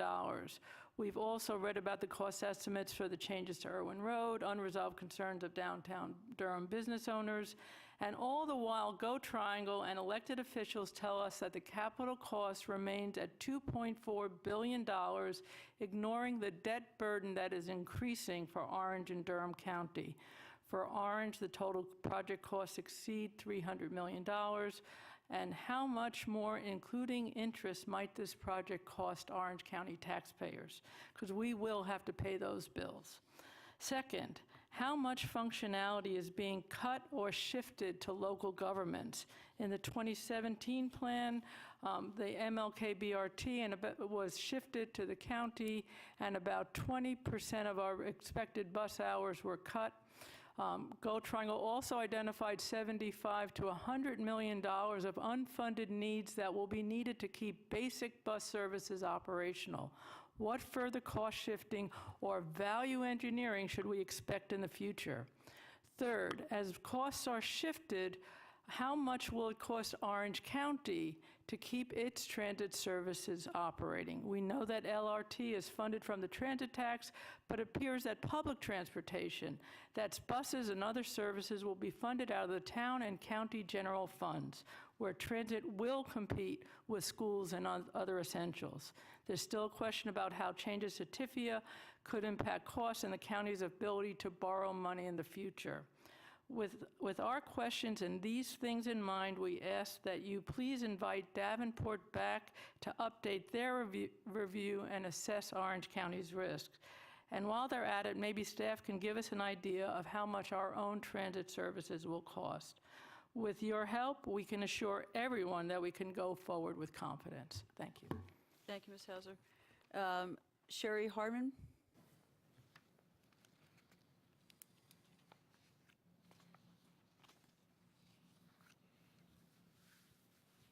Hi, Commissioners.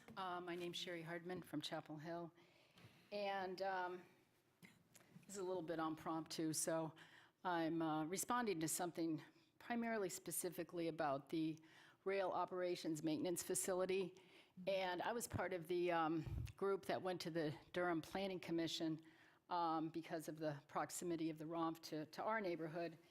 And I guess looking at the big picture, before I go into that, I just think, boy, look at this uncertainty of the financial.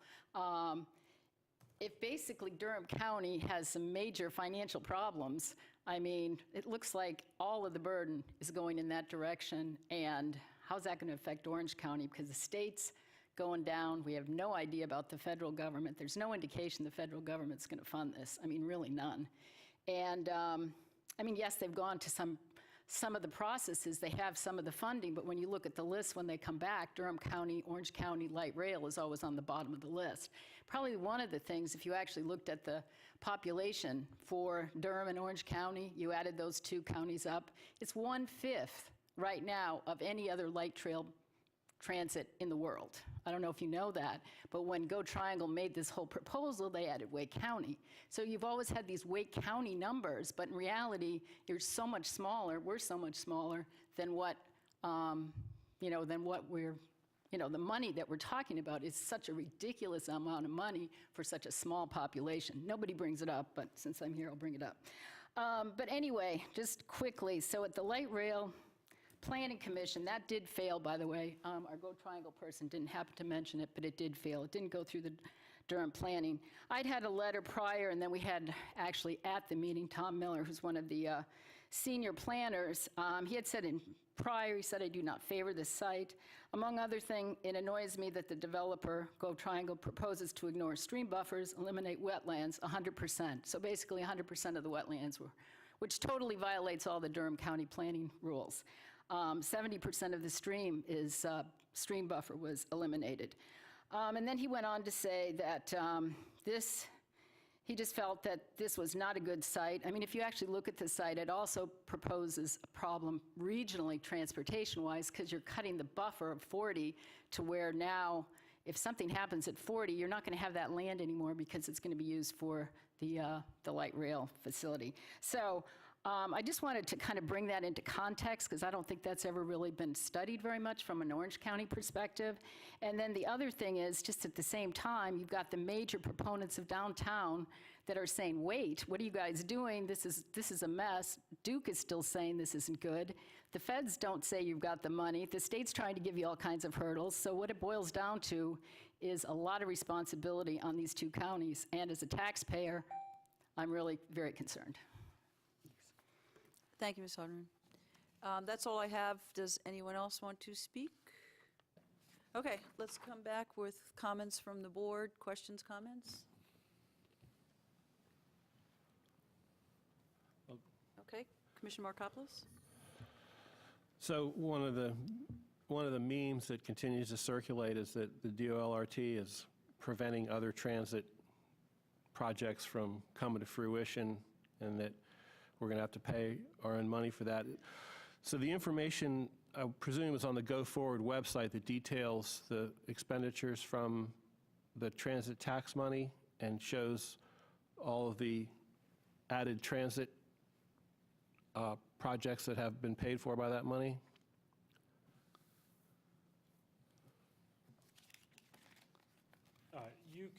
Anyone can find the transit plans that identifies the dollars to be spent toward all the services, projects in each of the counties.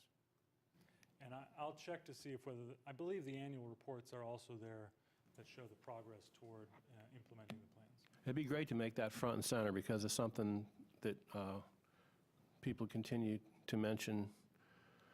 And, we're getting a train station, Amtrak station in Hillsborough soon out of that transit tax money. So it'd be nice to correct that. Other comments? Commissioner Burrows? So I'm just going to take this opportunity. It's probably the last quarterly report that I will attend in spite of Commissioner McKee inviting me back to attend all the future ones. Okay. I just want to say I do this commute, the Orange County part of this commute every day, and y'all predicted it would get slower, and over the 5 years that I've been doing this commute, I know it precisely because I know when I leave work and I know when I'm trying to get to my jazzercise class. I'm late to jazzercise now. Obviously, that's a tiny little measurement, but the point is, your projections have been right about where the thickness of the traffic would be, and it will only get worse. And so I appreciate the work that Go Triangle and the county and Durham as well have supported, trying to do something about that proactively in a comprehensive way. So thank you. Other comments? Commissioner McKee? Yeah, any way you go about it, any way you cut it, the light rail is burning up the majority, way past the majority of the half-cent sales tax money, and it's a known fact. We just got through talking about Highway 54 corridor and increasing transportation services on that. We're not going to do that with light rail. We're going to do that with buses. So I'm very curious to know how many buses that we would need through the period through 2062, and how many of those buses would be paid for by the half-cent sales tax money. And I think that if those figures were brought forward, it would be a minute amount of those needed buses through that time period. Other comments? John, can you mention the website again for the Go Triangle website where people can put pose their questions to you? It's gotriangle.org/lightrail. Okay, so that we could do that. And then I have a comment. I keep hearing that we're ignoring the cost of the debt service. I actually think that no one is ignoring that. We recognize that there's debt service just like we do on our schools, on our house. So we could talk about it as debt service, but I don't think that anyone thinks that it's not there. I think we all understand that the debt service is there. So the word ignore doesn't really, for me, it doesn't fit in. I mean, I think we're talking, I mean, you talk about it all the time, Commissioner McKee. So you're not ignoring it, and you're bringing it to our attention, and I think we have that in every conversation.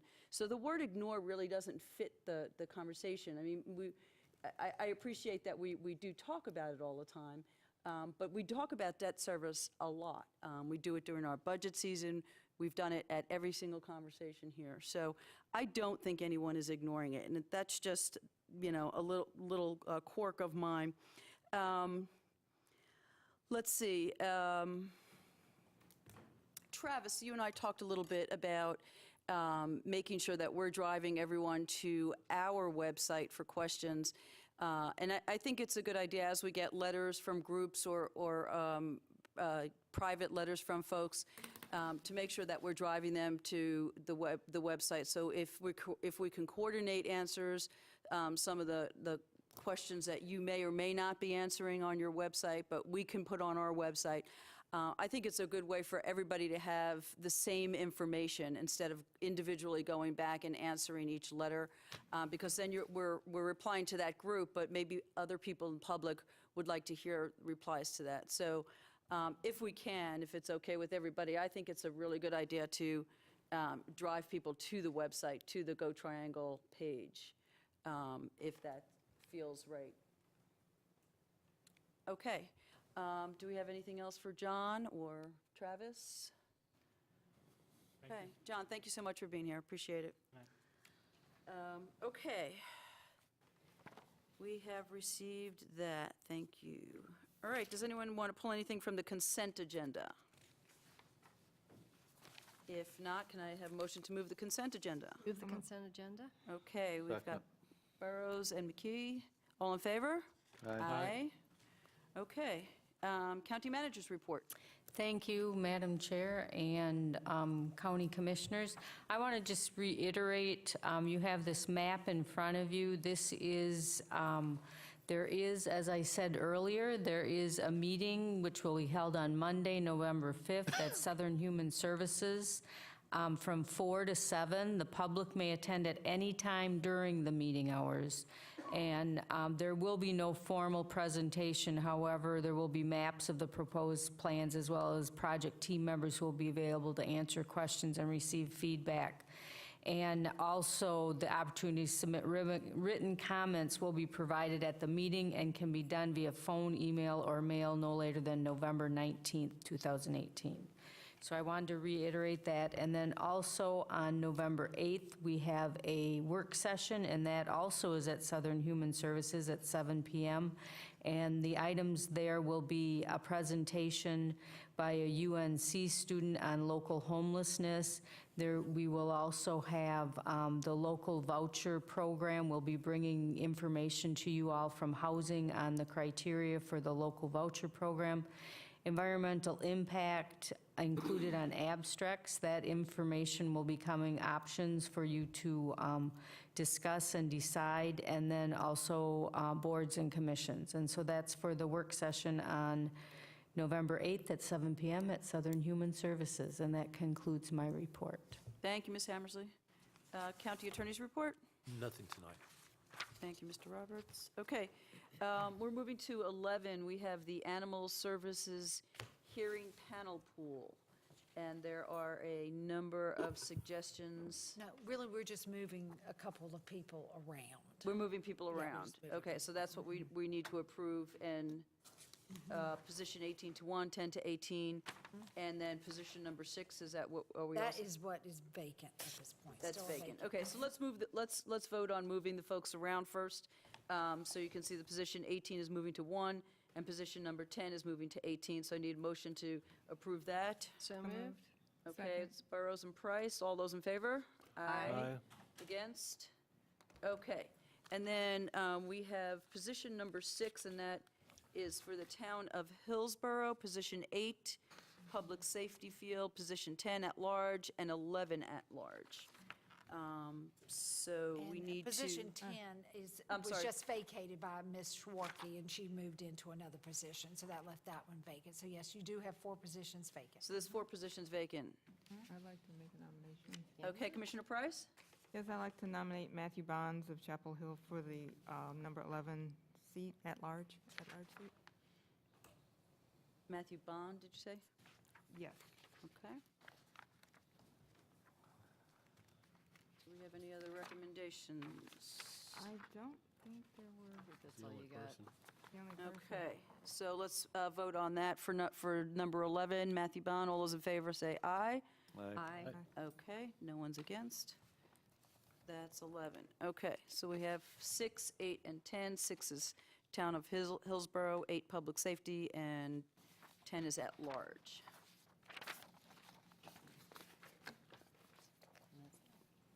You coming up with anyone? There's only one person on the There's list. no other applicants. Okay. Has anyone spoken to anyone that wants to be on the board? We've been working with Bob Morato, and we've put the PSAs out there, because this is the appeals panel. It meets on an as-needed basis, and not all members, so some people, we're assuming, just because it is fairly a large board, that some people just get tired or may not be chosen during the pool. Okay. Because it is a pool of applicants, they are not all at the same time. Okay, so if anyone talks to anyone out there and brings someone that they can recommend, that would also be great. All right, that is that. Okay, there's some information items in number 12, and if no one has anything else, we can adjourn. So I need motion to adjourn. So moved. Zach? All right, all those in favor? Aye. Good night. Thank you.